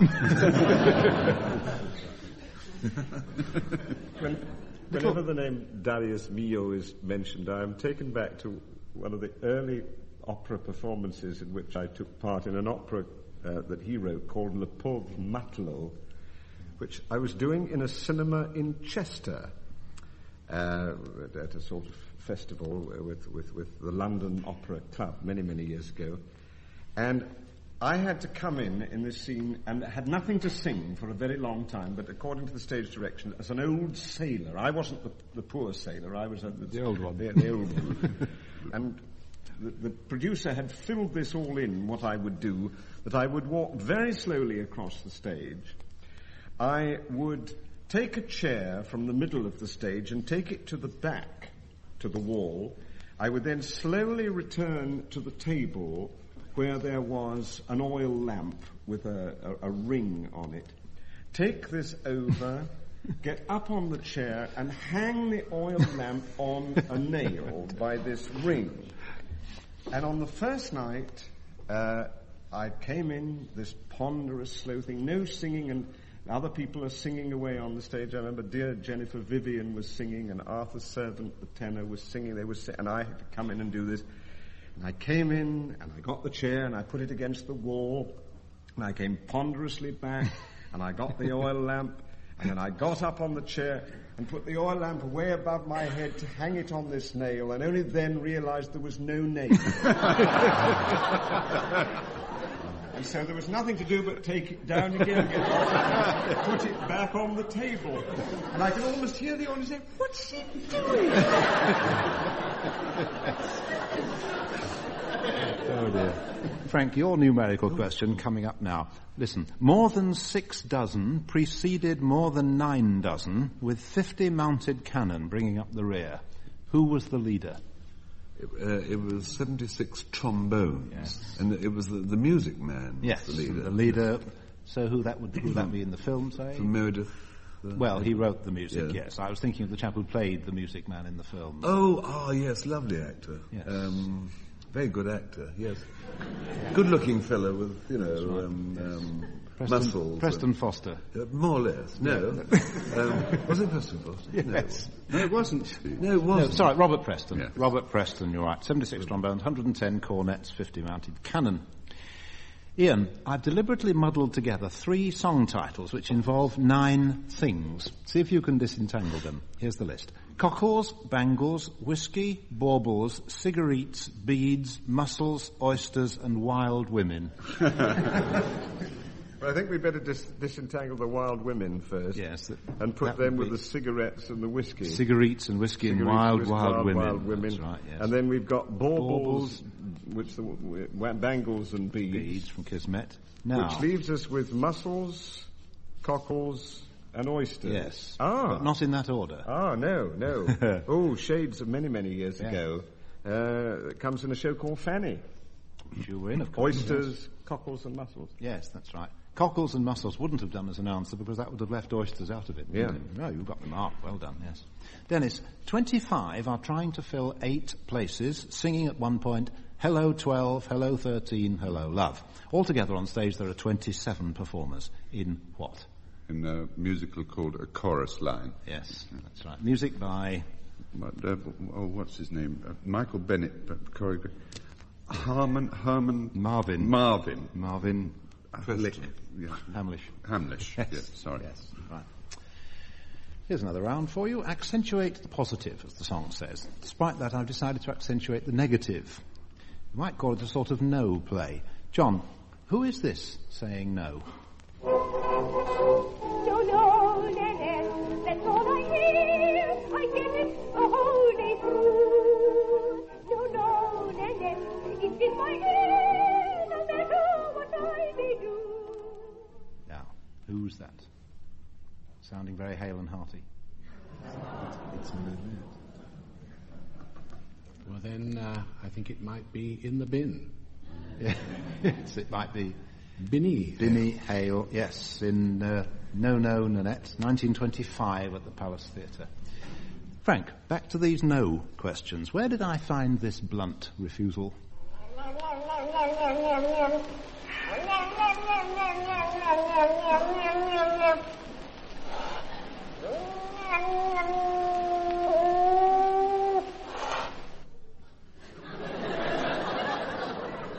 On your roof. Well, you're very warm, actually. You're jolly warm. Yes.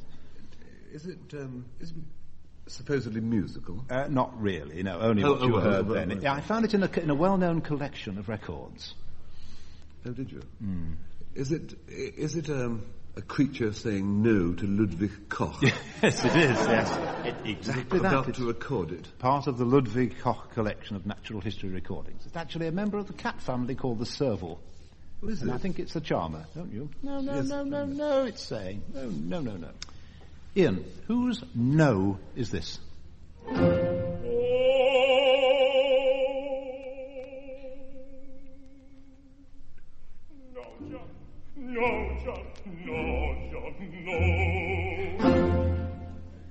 niet, as you might say. Oh, I see. Well, I helped John a bit, didn't yes. I? Yes. You're asking me who actually is singing there, are you? Yes. Well, if you're saying yet, it's not Shally Arpin. It's Russian. Mm. And who's the other Russian?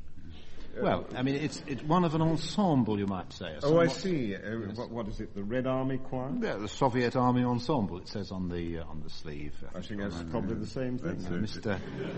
If that hadn't been right, all we'd have had left would have been the Moscow Dynamos.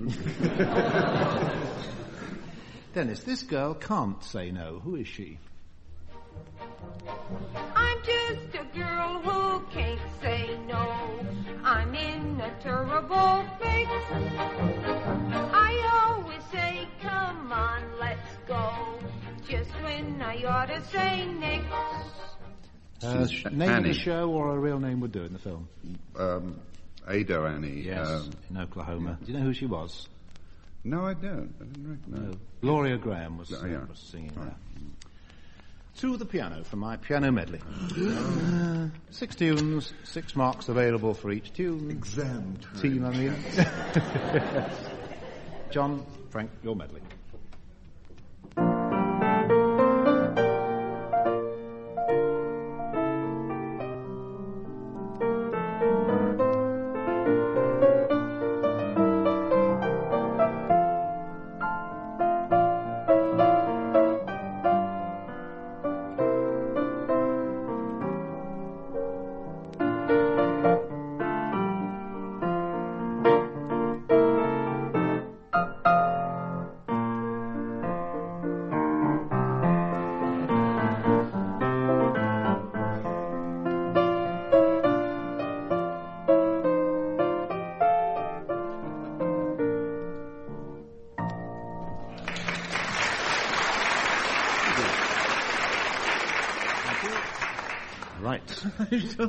I don't think I'll have anything just now, but I might have a beer later.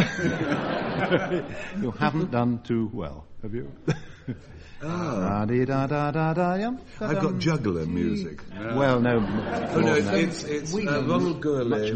No, not Ronald Gourlay. Albert Whelan. Albert Whelan. Yes, a much lustier tune than that. Anybody in the audience know what it's called? Lustige Brüder. Jolly Brothers. Called what? Yes, Jolly Brothers. Lustige Brüder. Then came da-da-dee-da-da-da-dum, da-dee, Frank. The shade of the old apple tree. Thank you. Then da-dee-dee-da-da-dum. It's rather like sailing down the river on a Sunday afternoon. Well, not sailing. No, it's cruising. Cruising yes. down the river, yes. But it didn't sound very much like it. I think well, it's the playing.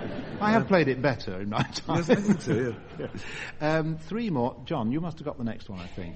No, how'd it go?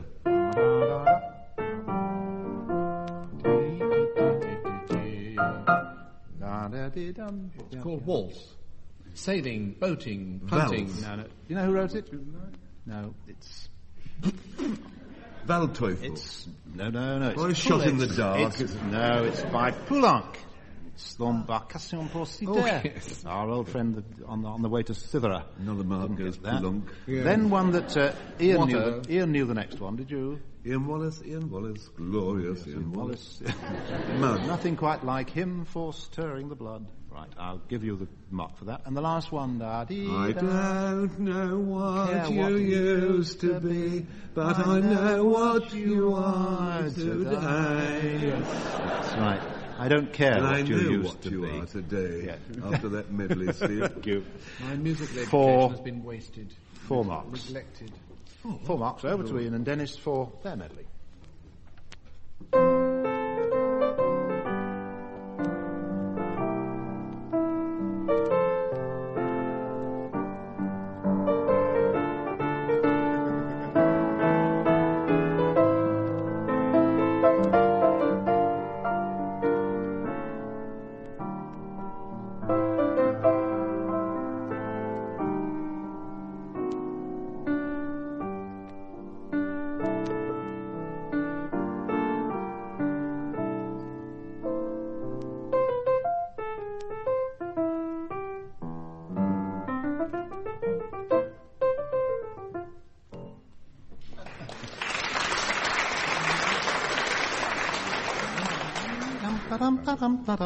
What's the first one? Poor John. That's the right title, too. Yeah. Toreador song. Song from Carmen. Into the Garden Mode, that's right. Carmen. Mm-hmm. Yeah. That's a crafty bit. Isn't that Kurt Weill? Yes. Yes, Speak Low. Speak Low. Very good. Yes. Then yeah. You're much. Too marvellous. Yes, too marvellous. And I've got the figure 4 and then words. Yeah. Too marvellous. Right. Now the next 2 were really... The Sound of Music. Mariah. Yes. Maria. Yes, yeah. that's right. And you're on your own for the last one. No. What was the last one again? Was it again? What is that? Was it wasn't together, and what have you got? Bibbity bobbity boo. I think not one off for lateness there. Yeah, 5 out of 6. Fair enough. It was Frank who pointed out to us that if you translate Elizabeth Schwarzkopf's name literally into English, you get, Frank?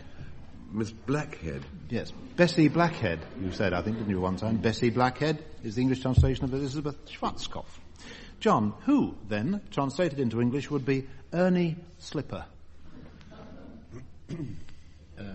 Ernest? Yes. Schlipperfuss? No. No. Try a different language. Duke of Wellington. Ernestine... Ernest. Is it the name of a composer? Yes. Si, oui. Ernest Chausson. Chausson, it would be. Oh, ma foi. Yes. Formidable. That's right. Chausson, right. Frank, by the same token, who was John S. Brooke? John S. Anybody ends up Bach. That's right. Well, Johann Sebastian Brooke. Yes, Brooke, Bach. Yes, that's right. Mark to you. Ian, I once actually saw in the flesh Dickie Ostrich. What did he call himself? Oh, well, he was one of a number. There was Yes. Joe Ostrich, Yes. and Eddie Ostrich, and Ozzy Ostrich, and there was Popper Ostrich too, wasn't it? And Popper, yes, but Ostrich Senior. Yeah, this was Dickie. This is Dickie Ostrich, which was Richard Strauss. Yes, he wrote a song about himself. He wrote, "Dickie Ostrich is my name." He wrote. No. Dennis, Claude Greenhill.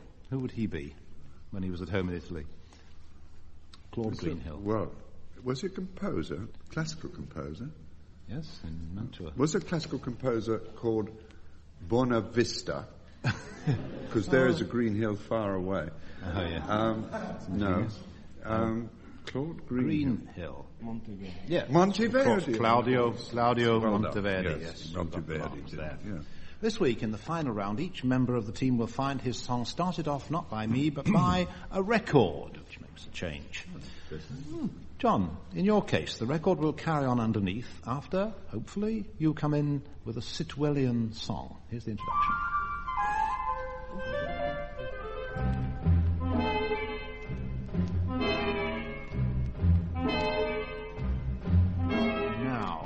Lily O'Grady, silly and shady, longing to be a lazy lady, walk by the cupola's gables in the lakes, Georgian stables. In a fairy tale like the heat intense and a mist in the woods, where across the fence the children gathering strawberries are changed by the heat into negresses, though the fair hair shines there like gold hair planets Calliope, Io, Pomona, Antiope, Echo and Clio.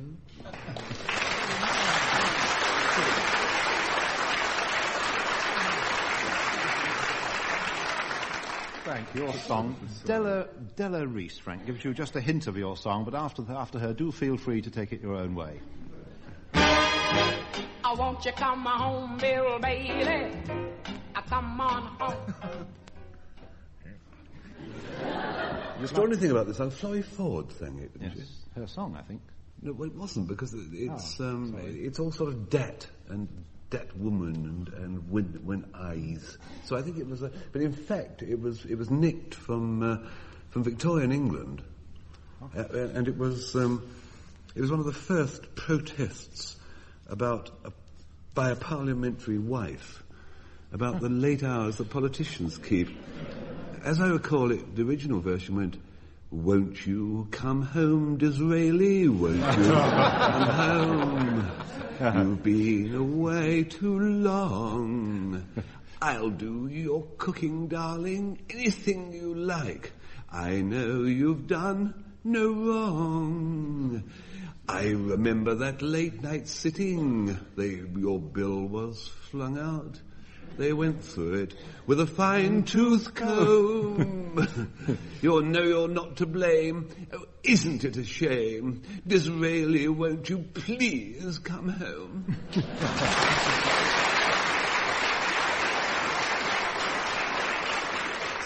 That was just before he wrote, "Every star above knows the one I love, sweet Sue is, just you is." Wasn't it? Dennis, your turn. I've always felt you'd do well as a member of the Ray Conniff Singers. Have a go. And one.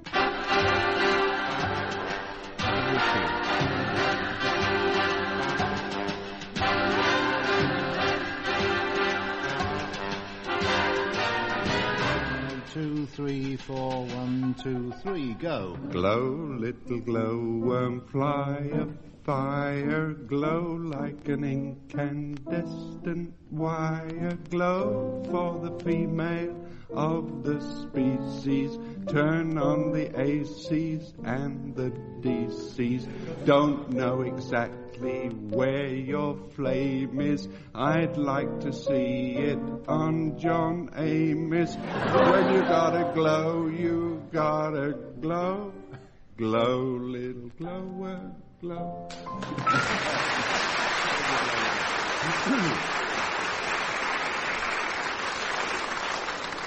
That's charming, though. Ian, I had thought of starting you off on Edelweiss with the record that Tony Jacklin made of it, but I thought better of that. I thought you'd perhaps rather use your own clubs. 5-iron, perhaps. Here's a chord. Edelweiss, Edelweiss, every morning you greet me, small and white, clean and bright, you'll seem happy to meet me, blossom of snow, may you bloom and grow, bloom and grow forever. Edelweiss, Edelweiss, bless my homeland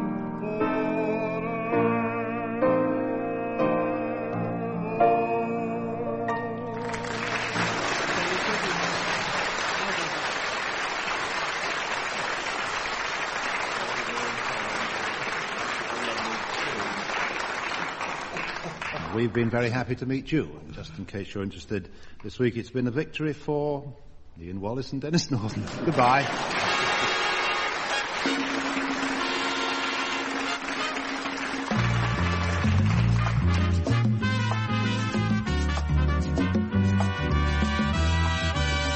Taking part in My Music were John Amos, Frank Muir, Ian Wallace and Denis Norden. The chairman was Steve Race. The questions were compiled by Steve Race, and the program was produced by Tony Schreier.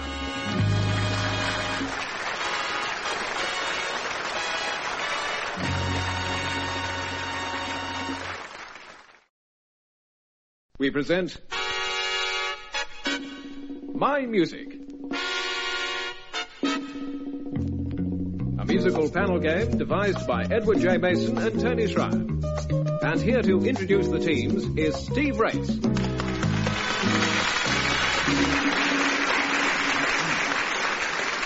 Thank you. Thank you very much. Allow me to present 4 musically minded folk. John Amos, beside him Frank Muir, Ian Wallace, and beside him Denis Norden.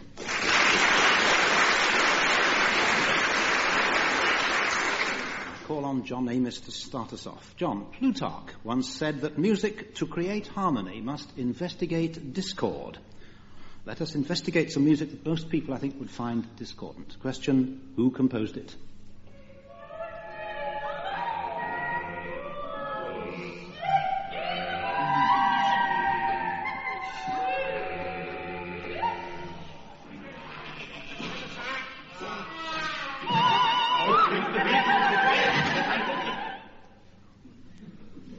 Shall I give you a hint? Born in Germany in 1928. What about Karl-Heinz Stockhausen? Stockhausen is right. And if I pronounce it correctly, Microphony 2. I already blew the story about Beecham, didn't I? I don't know. Well, somebody said to Beecham, have you ever conducted any Stockhausen? And he said, no, but I once trod in some.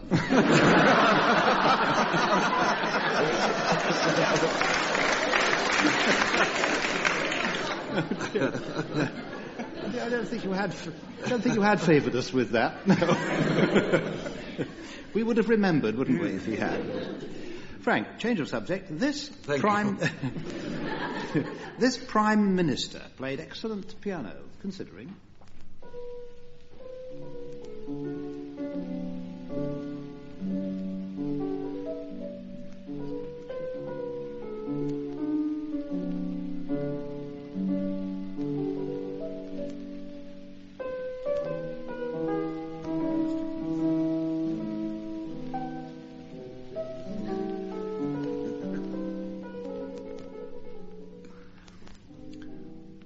as it's Chopin, Yes.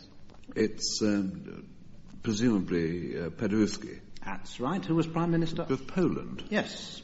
Poland. In my time, too. Just about. Yes, he was one of the signatories of the Versailles Treaty. He signed on behalf of Poland. In his old age, he got very, very forgetful. And what should have been his last concert, he didn't turn up at the hall, and they went to his hotel and said, "Mr. Paderewski, your concert." He said, "I've given it." And they couldn't persuade him that he hadn't. Yes. Really? Yes. He died in 1941. That record was made in 1937, and I noticed, and piano players will have noticed, that in every single bar he played the bass note before the treble note. Gadoing, gadoing. Yes, gadoing, da-da-ba-dum, ba-da-da-dum, dum-ba-dum, da-da-da-ba-dum. Anyway, that's Jan Paderewski. Great man in his day. 2 marks to Frank. Move on to Ian Wallace. Ian, a great cellist here, playing music by perhaps his closest friend, though they were born 14 years apart and 1,500 miles apart.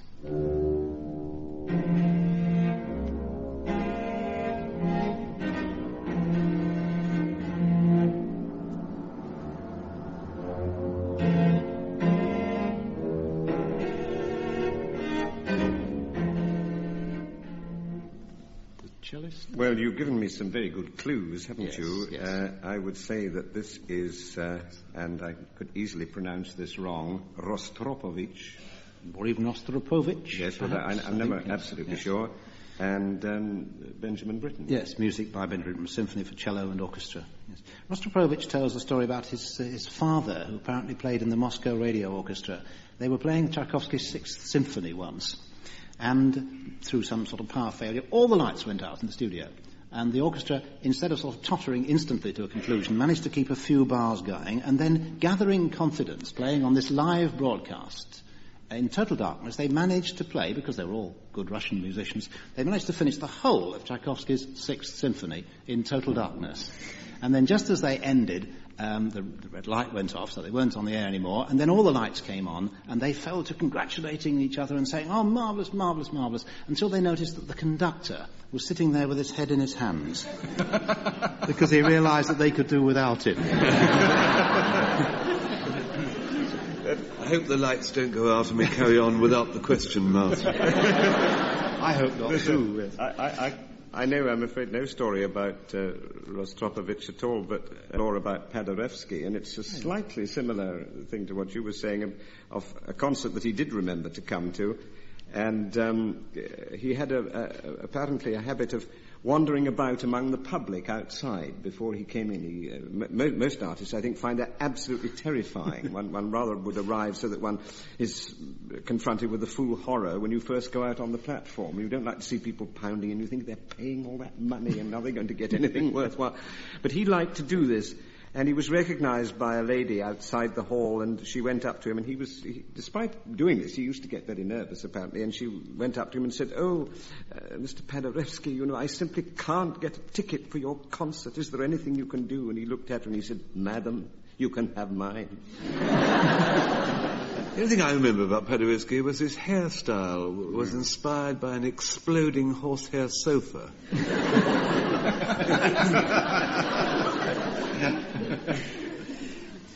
Dennis, we've heard Rostropovich playing music by Britain, from Russia and England. We're now going to lower the cultural tone. Well, about 5 points. Yeah. Not by more than a whisker. These two, though, were born in different countries. Tall and tan and young and lovely, the girl from Ipanema goes walking, and when she passes I smile, but she doesn't see.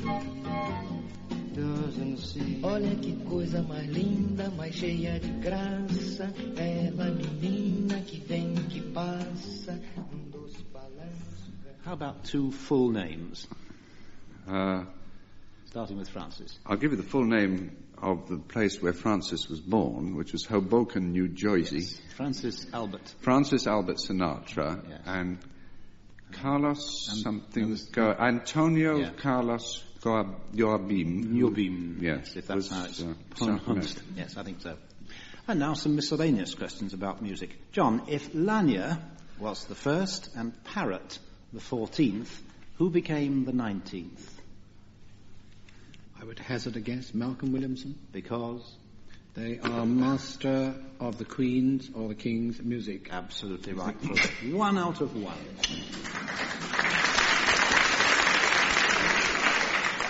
I left out some of the better-known ones, didn't I? Like Walford Davis and Bax and so on. Frank, what can you tell me... Ignorance is bliss. Frank, what can you tell me about Tsar Kolokol? Judging by your expression, not a great deal. Very difficult to spell. Kolokol. It's Lock-a-Lock. Lock-a-Lock. In what connection? Can we home in a bit? Well, Steve, I mean, Tsar would suggest a Russian connection, wouldn't it? Well, not the way you pronounced it, but I do see the point. Never Tsar. C-Z-A-R. I always thought you spelled it Tsar. You have... Tsar Kolokov. Presumably he wasn't a Tsar. No, it's a thing, not a he. It's a thing. And you have been Can I barter? You have been near it. Is it a cracked bell? Marvellous. I've got a picture. Myself, my wife and I, there you are, you see. Like a couple of Yeti. And the furry things shivering. Yes, it's a cracked bell. There's a fire and it fell down. Well, not bang, you. It means that Kolokol means the king of bells. It's the world's largest bell, cast in 1733, intended for the Kremlin, but cracked in a fire and stored in the Kremlin today so that Mr. and Mrs. Muir can be photographed beside it. Ian, 5 musicians: William Byrd, Reginald Goodall, Gilbert Vinter, Neville Mariner, and me. What have we in common, apart from a modicum of genius? Well, you've taken the words out of my mouth, of course. Well, 2 of them, alas, are dead, so it can't be that. Yes. Which 2?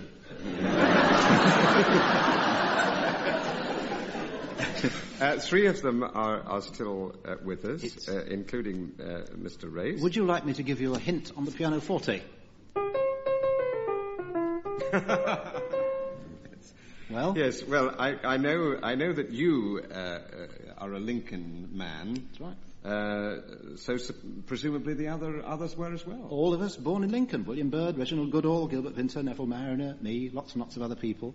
All born in the city of Lincoln, actually. Well, Byrd, we don't know for sure. Byrd was organist at Lincoln Cathedral, but we think he was born in Lincoln, the city. Well, he's Lincoln by adoption. Yes, indeed. That's right. I thought you were Mongolia.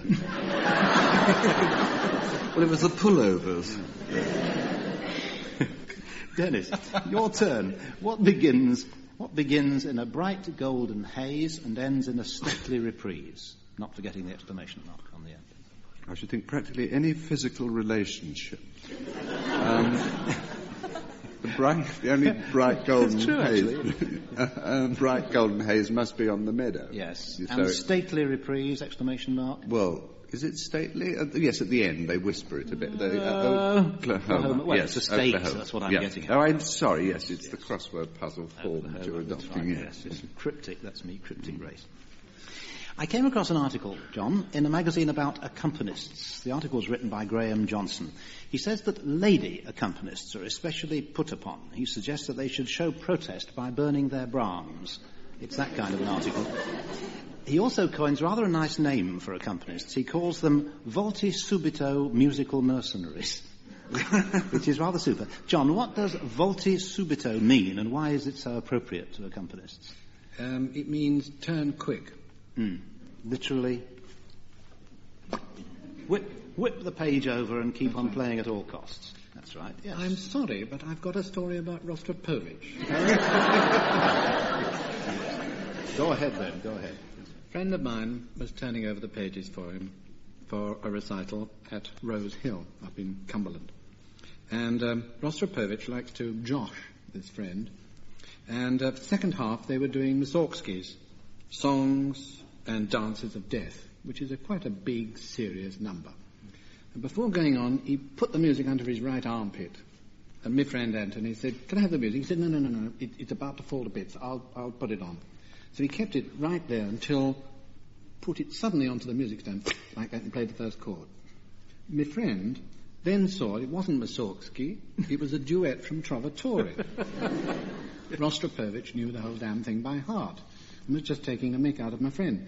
And my friend thought, well, that's all right. all right. All of a sudden he got a tremendous dig in the ribs from Rostropovich, as much as to, come on, turn the pages. So for the rest of this song cycle, which is 20 minutes, half an hour, he had to sort of choose the moment and then VS when required. Volte subito, yes. Frank, we accompanists get... Rostropovich. The only story I know about Rostropovich, he once went into a bookshop in Omsk and said to the girl, do you keep stationery? And she said, no, I shift around a bit.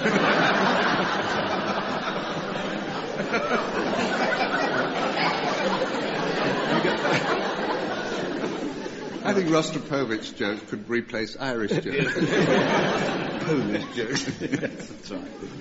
Frank, I insist on going on with the game, if you don't mind. Go on, then. We talk about accompanists, and we accompanists get used to playing anything but the tune. When I am playing this, which I'm about to play you, what is the singer singing?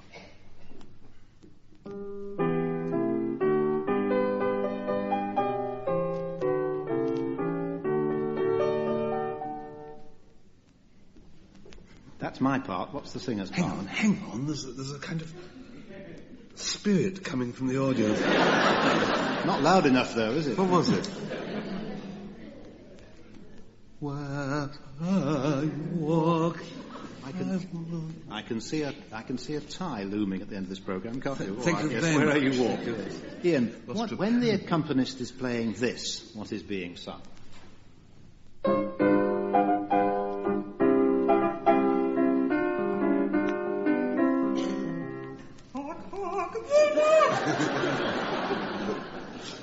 Yes. I don't think I'm going to do that again in a hurry.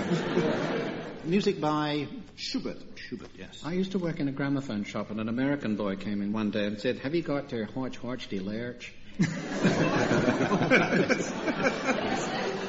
Hark the lark. Dennis, do you happen to know, no marks for this, but do you happen to know where the words come from? Hark, hark the lark? No. Hark, yes. Hark, hark at the light at heaven gates. Feet begins to rise. That is Keats or Shelley or the try other. a playwright born in Stratford-on-Avon. Oh, well, I'm sorry. No. Anybody know which play in the audience?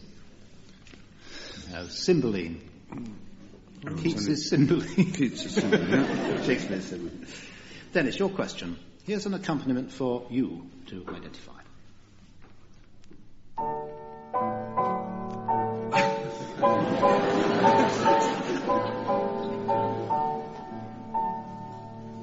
Friends, I would sing Fly Me to the Moon against that. Most people would sing Barcarolle. Did you know that Rostropovich was the only person to walk out of the great big American hit chorus line?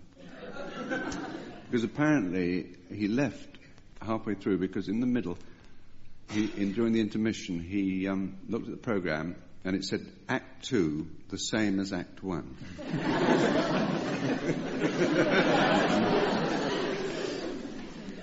We're building up a file on Rostropovich. Yes, quite a file, yes. Among the unexpected good things that have happened in British music over the past years, I think I would number these lady duettists. We'll gather lions in the spring again and walk together down an English lane until our hearts have learned to sing again when you come home once more. John, leaving the question of who they are for Frank to answer, can you tell me which song they are about to perform here? Victory Gypsy. Once upon a time, many years ago, lived a fair princess. Hating to confess, loneliness was torturing her soul. Then a gypsy came, called to her by name, wooed her with a song, sensuous and strong. All the summer long, the passion seemed to linger like a living blur. I know how it feels to be the accompanist there. Zigeuner. Zigeuner from which show by Noel Coward? Noel Coward Operetta. No, Bittersweet. Bittersweet, yes, 1 mark to you. Frank, who are they? Can you manage their full names and titles even? Well, who are they anyway? Dr. No. Yes, Doctor, that's right. Dr. Evadne Hinge, surely. Yes. And Dame Hilda Bracket. Got it. Exactly. You're right. Hinge and bracket for short, actually, George Logan and Patrick Fife. Ian, listen for a hint and then tell me which role are they discussing here? I will never know to this day, dear, how you coped. But you did. You were a real old pro. Thank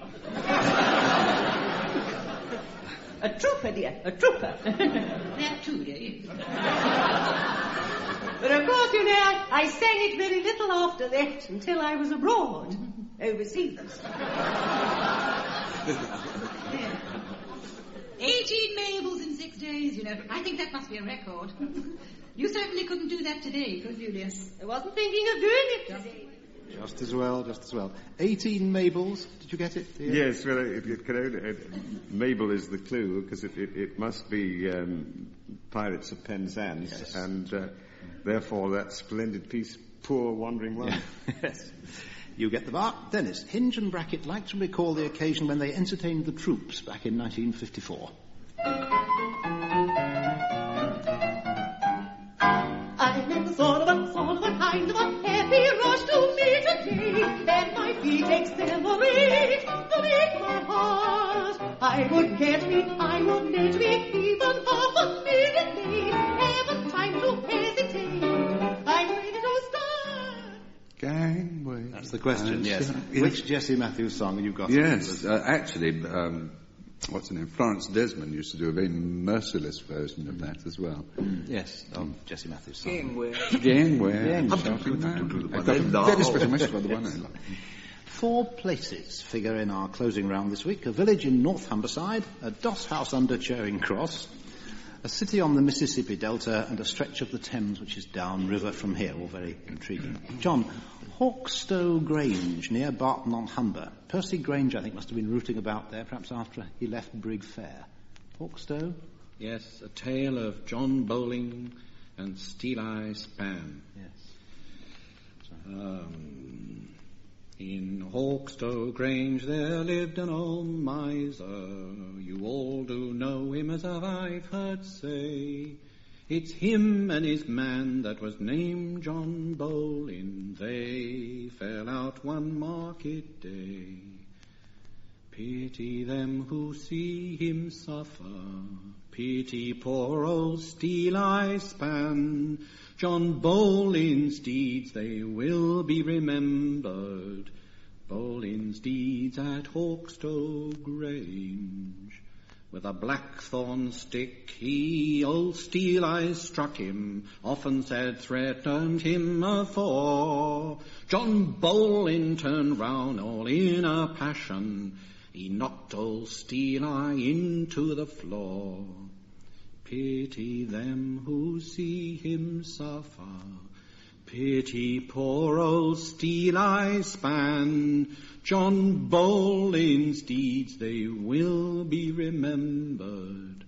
Bowling's deeds at Hawkstow Grange.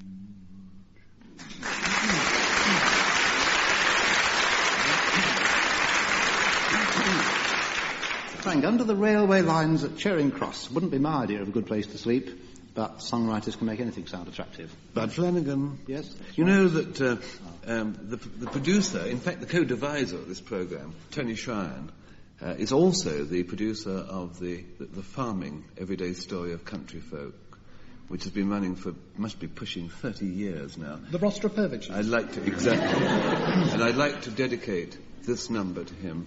Underneath the Arches. Underneath the arches, I dream my dreams away. Underneath the arches, on cobblestones I lay. That is where you'll find me, tired out and worn, happy when the daylight comes peeping, heralding the dawn, sleeping when it's raining, and sleeping when it's fine. Trains rattling by above, pavement for my pillow. No matter where winds blow, underneath the arches, I dream my dreams away.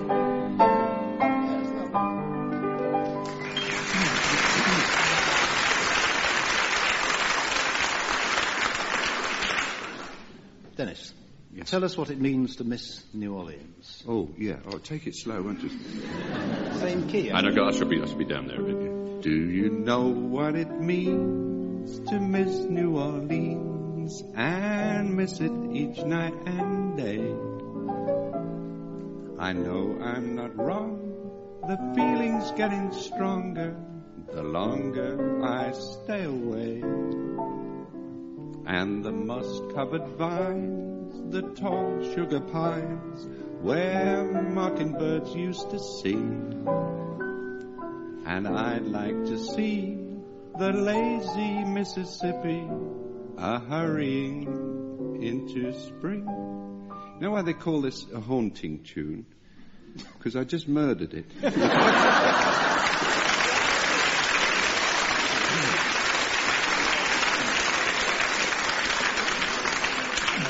Won't allow that.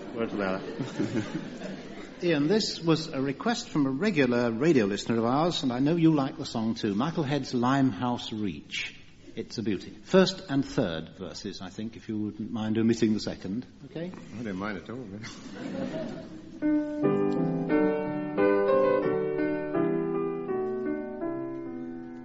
I fell in love with a limehouse lass, but she is proved untrue. She looked as fresh as a figurehead that's just been painted new. But she's took and married a lighterman, and it's time for us to go. But I would have loved you so, my dear, I would have loved you so.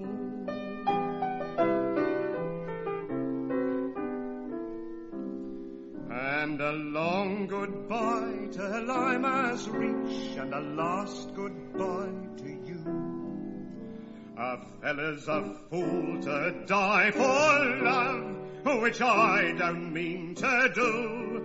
There are girls as smart in every port from here to Calais. Oh, but I would have loved you so, my dear. I would have loved you so.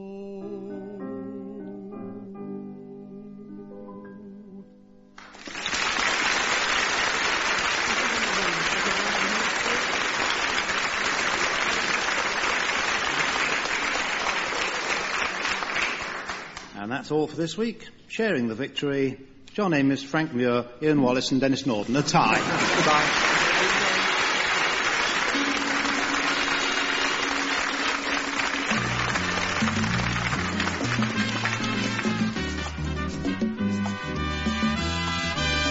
Taking part in My Music were John Amos, Frank Muir, Ian Wallace and Denis Norden.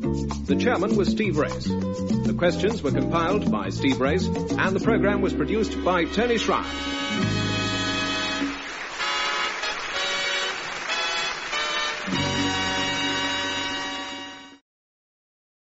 We present My Music, a musical panel game devised by Edward J. Mason and Tony Schreier. And here to introduce the teams is Steve Race.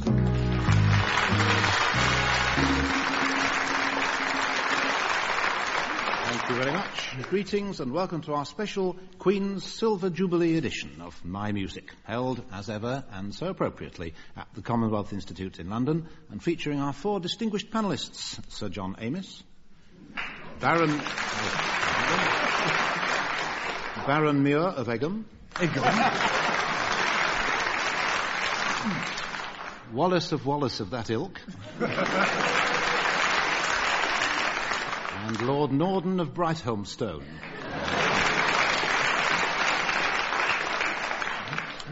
John, very special occasion, so special music. This is a coronation anthem. By whom and for whose coronation?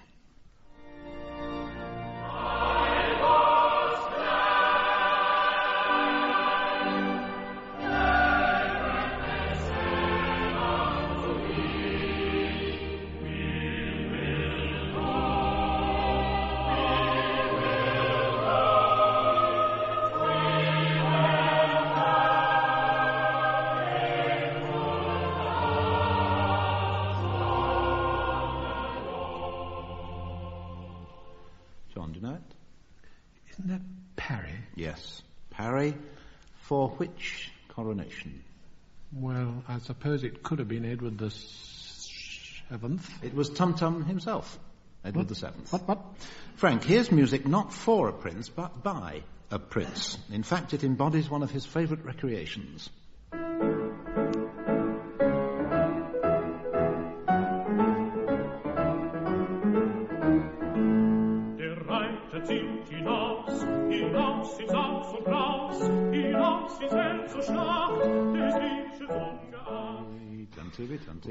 Our royal princes, although full of sterling virtues in other areas, have not been notorious for being composers of music. No, not composers, no. Cellists, trumpet players. Yes.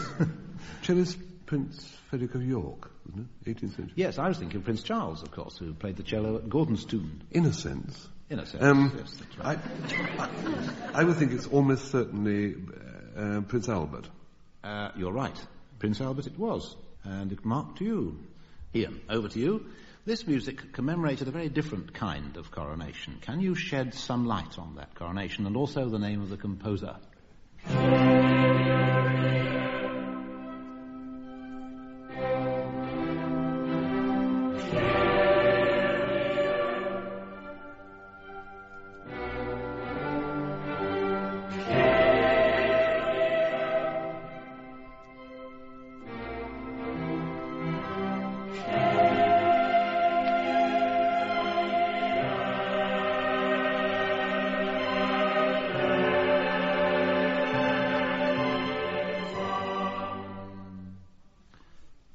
As far as shedding any light is concerned, the battery of my torch has got to the flickering stage.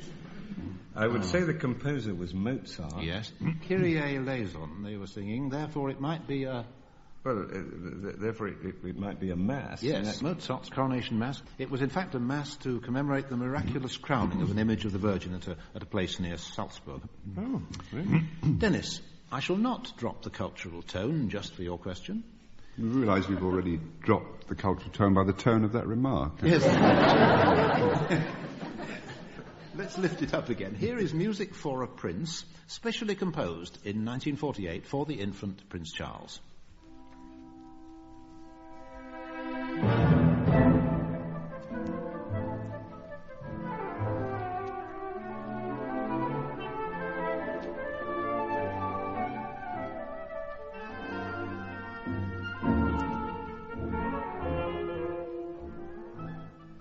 Dennis, the composer's initials being H.H., can you give him a name or two names? Have a guess.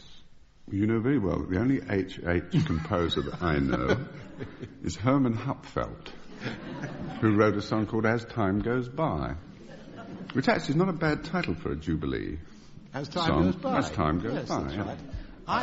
I thought you were Hosker Hammerstein. or Enery All. Ian might be able to help you with an H.H. composer. The only composer with H.H. that I know is Herbert Howells. We'll get your side the mark. Music for a Prince, Scherzo in Arden by Herbert Howells. I think we ought to carry on with this royal music, don't you? It seems to be going rather well. Let's go round again. John, tell me something, anything, about the composer of this fanfare for the coronation of Queen Elizabeth II by Bullock.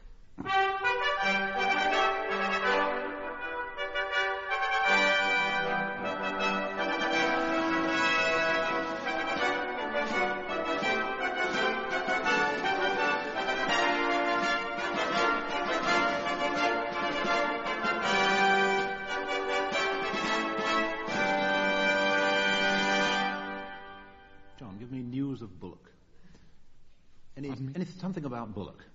Bullock. Yes. There Anything? you are. Masculine. What more do you want from a Well, Bullock? Mr. Ernest Bullock? Well, I think his name is Ernest. Yes. Oh, Sir. Sir Oh, Ernest KCVO. Well, I don't know, but Sir Ernest Bullock, anyway, knighted in 1951, born in Wigan in 1890, and in fact organist later on at Westminster Abbey. A mark to you. Frank, of all the coronation anthems, the one that I think is the most magnificent begins, from a choral point of view, like this.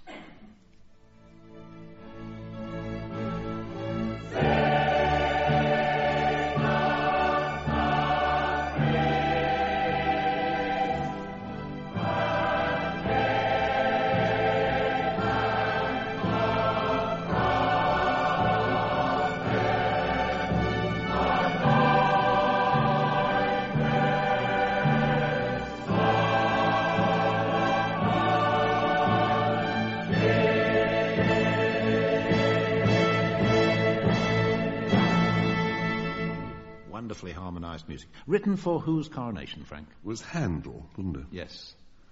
Zadok the priest. Coronation Well, it wasn't of... George the First. No, not quite. And it wasn't George the Third. No, it could have been George the Third. No, hang on. No, it wasn't. But, hang on. Right, let's now get close to the problem. Let's sidle up to it, Yes, shall we? let's sidle up to it. Yes. It was in 1727. George the Second. Right. Coronation of George II. Yes. I think it was George II's son, wasn't it, who took to the cello, and George II said of him, "It is not right for a gentleman to place himself at the head of a faction of fiddlers." That's what he thought of musicians. Well, it was all right to compose, though. Yes, but not play. Yes. Not play. Manual labour. Yeah, yes. Chesterton, Letters to the Sun, says the same thing. Chesterfield, surely. Chesterfield, yes. G.K. Chesterfield, or Lord Chesterfield. Slip of the tongue. Ian, the BBC commissioned this suite for the birthday of Prince Charles from a knightly composer who might perhaps be called a child of our time.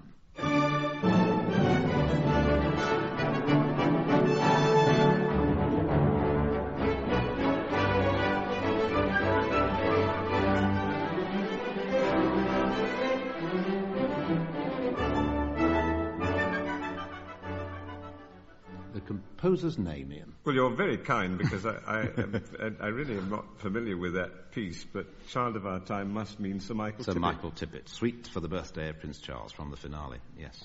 In an earlier edition, I mentioned the composer Edmund Rubbra, and a very early composition of his, do you remember, with a title that he later came to regret. Remember he called this piece Nature's Call? Well, I've been looking forward to telling you that since then I found myself sitting next to him at a concert, and I told him about this and said it was coming up in the broadcast very shortly, and he said, "Oh, well, never mind, Nature's Call." He said, "I also wrote a choral piece called When Last I Went."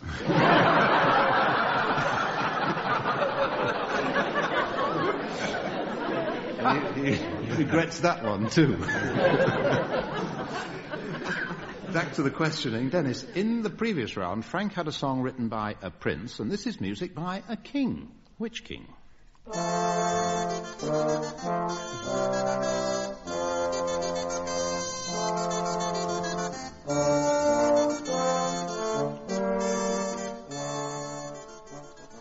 We've decided it's got to be. I've also decided any more of these questions I'm turning Republican, very but it's got to be Henry VIII, because that's the only one we know who wrote music. Yes, Henry VIII wrote it. Played on He's Crumb. He's the only one who had that backing group. Yes. He had his own record label. It was played on crumhorn and sackbuts. And as Michael Flounders once said, and the royalties went to royalty. The piano medley takes a somewhat different form this week. If you make a list... tune, is it? No. Frank, all of you, if you make a list of the various tunes in your medley, then the initial letters of each song, reading down, should spell out the name of a successful British musical. Right.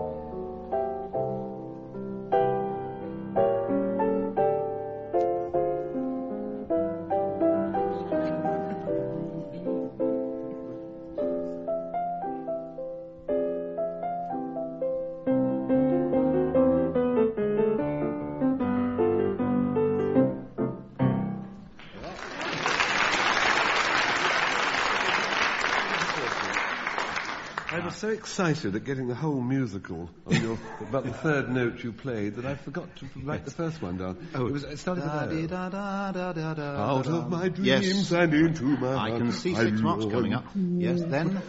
Yes. Oh, yes, then. Song that won the war. Yes. I'll see you again. Yes. Whenever Oh, he's away.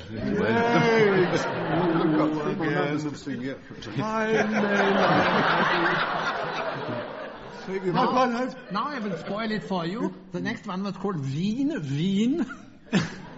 So it's a W. Yeah. Oliver.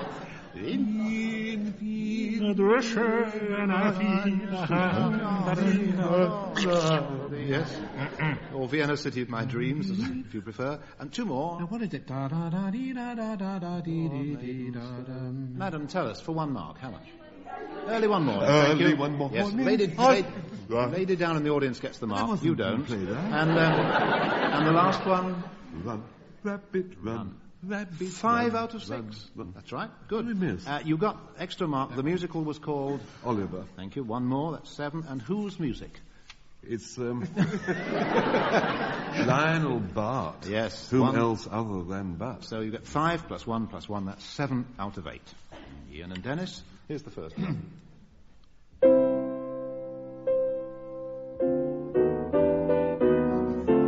Oh, yes. Spelled with a D. Yeah.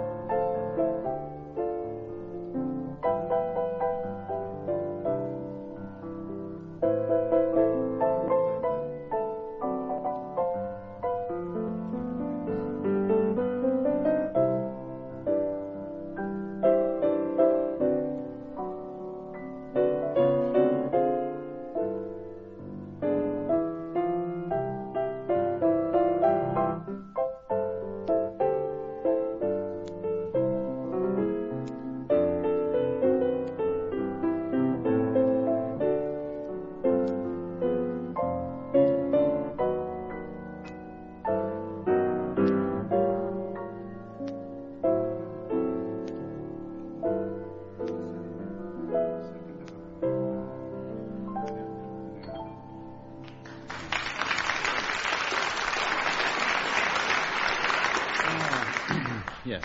The first tune. The first one was a very confusing Pennies from Heaven, which you did everything you could to describe. Yes, that's right. You decimalised it. Yes, that's right. I left my heart in San Francisco. Yes. Then a very sneaky bit of Come Rain or Come You're Shine. doing well, yes. Then? Killing Me Softly with his song. Yes. You may even get the musical, I think, the way you're going on. Wishing will make it so. Yes. I don't know the I. We didn't get the I. It's In Grinsing Back With You. In Grinsing's the title. Don't get that. Then Right. Comrades. Yes. And Kiss Me Again. Kiss Me Again. That's 7 out of 8 for you. So very good. The musical being Pickwick. And whose music? Sir Launadell. Yes, that's 10. That's you get 9 out of 10 there. And because you had 2 more titles to guess, let's give John and Frank the opportunity of another 2 marks to even it up by asking them the name under which the Pickwick story was first published. Boz. That's a rotten thing to say when I got to it. Yes. Boz is right. In other words, Charles Dickens. Yes, that gets you 2 more, so everybody had an equal chance in that round. Bonus. During the first 25 years of the reign of Queen Elizabeth II, during this quarter of a century, we've enjoyed a lot of lighter music as well as the music of pageantry. So, John, cast your mind back to the mid-1950s. There was a famous song then addressed to the owner of a pet shop. Can you give us 16 bars of it from memory? Frank? My friend says something about doggies in windows. You don't know the song, John. You're telling us you've never heard it. Oh, John. No man is an island.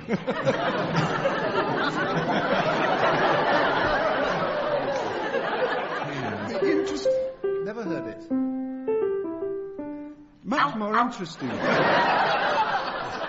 Yes, sir. How did you manage to evade it in the 50s? How marvellous. So I've led a very sheltered life. Yes. You must have been in a lead-lined cellar. Frank, rescue him just a line or two of it for a mark, will you? Oh, it's dreadful. Yes. How much is that doggy in the window? That's enough. Steve, after all these years, you haven't learnt discretion. No, I have not, have I? No. Here's to valour in the future. 2 marks to you there, because your side got it. Song by Bob Merrill, who later wrote the score for Funny Girl, so he moved on to rather better things, I think. Frank, about the same time, this is mid-1950s or so, there was a rather awful song called The Naughty Lady of Shady Lane. Lady of Shady Lane. And the plot of the song, if you can call it that, had something in common with the Eurovision Song Contest winner, Save All Your Kisses for Me. Now, yes, what was the denouement? It was the denouement at the end, wasn't it? Where they say the naughty lady of Shady Lane and save your kisses for me and everything. And it turns out at the end that she's only 28. Or something. Or even less, yes. Or even less. Or 3. And you're only 3, or she's only 3 years old, something like that. Yes, you've got the marks there. Ian, in the 1940s, one of the most famous of British dance bands was led by, and named after, a man who didn't stand at the front and conduct. Instead, he sat in the background, blowing modestly on a bass saxophone. Do you know who it was? If you don't, Dennis does. Oh, yes. Oh, my friend is so quick. Oscar Rabin. Yes.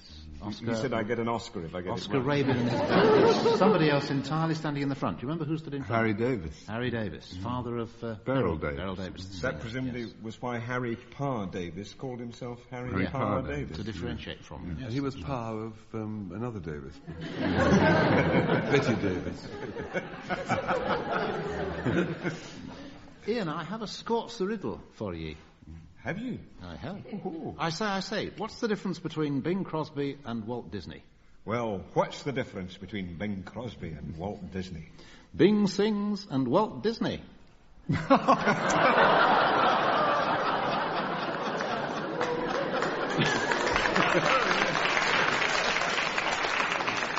I do think some public apology. That's like the other old Scottish joke about... Not another. The waiter coming up to the man in the restaurant and saying, "Would you like rice pudding or a meringue?" And he said, "You're no rang, I would like the rice pudding."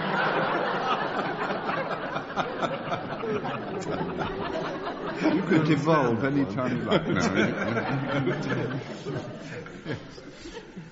Dennis, back to the questions. In the late 1940s, I happened to be the pianist on a recording session with a well-known young singer of the period. Now, half a lifetime later, forgive the piano playing and see if you can name the singer. I think she's just identifiable.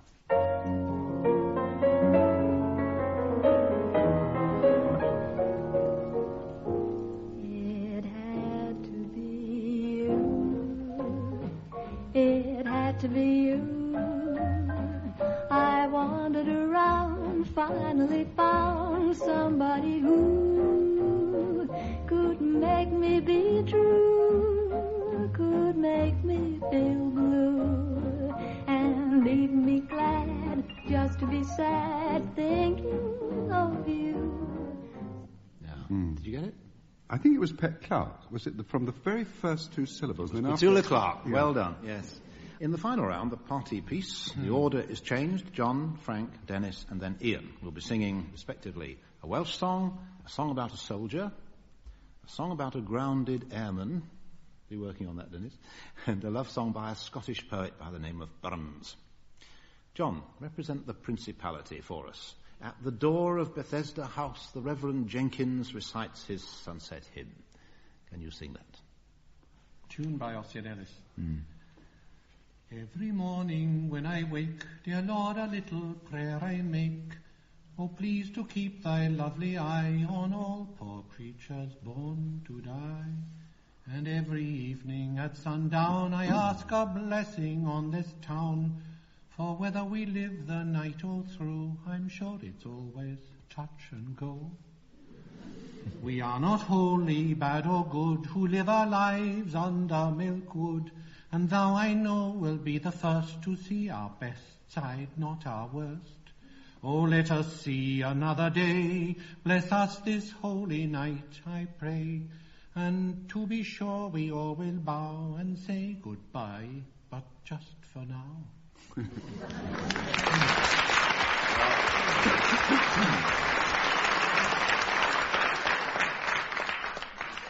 Frank, it's a pity to break the spell of that lovely song, but you may have noticed, as Cicely Courtnidge did. Cast another one, Frank. Go on. You may have noticed, I repeat, as Cicely Courtnidge did, that a regimental chest seems to suit the ladies best. In song, please. Well, there's something about a soldier. There's something about a soldier. There's something about a soldier that is fine, fine, fine. He may be a major general. He may be a sergeant major. He may be a simple Zino of the line, but there's something about his bearing. There's something in what he's wearing. There's something about his buttons, all a shine, shine, shine. For a military chest seems to suit the ladies best. There's something about a soldier that is fine, fine, fine.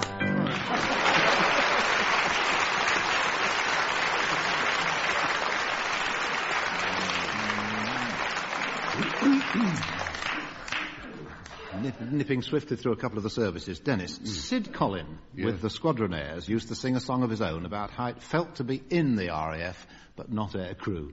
Yeah.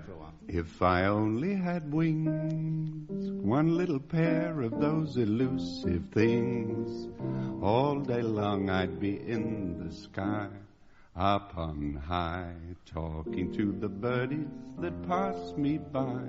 How the fellas would stare to see me roaring past them through the air, never tiring of the thrill it brings.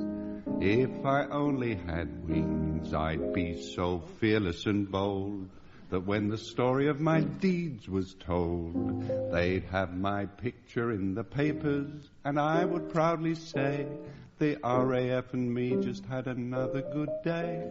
If I only had wings, one little pair of those elusive things, you would never hear me complain again. If I only had wings. I think I'm going to get up next.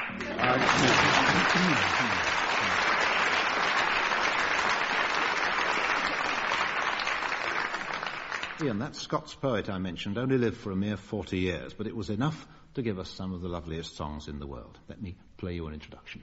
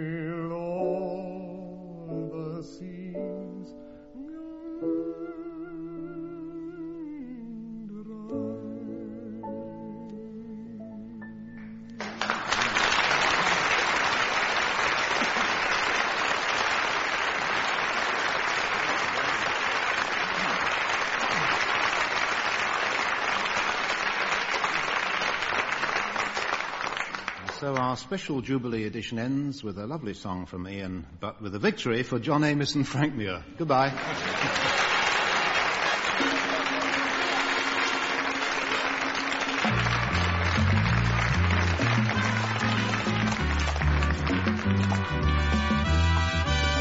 Taking part in My Music were John Amos, Frank Muir, Ian Wallace and Denis Norden. The chairman was Steve Race. The questions were compiled by Steve Race and the programme was produced by Tony Schreier.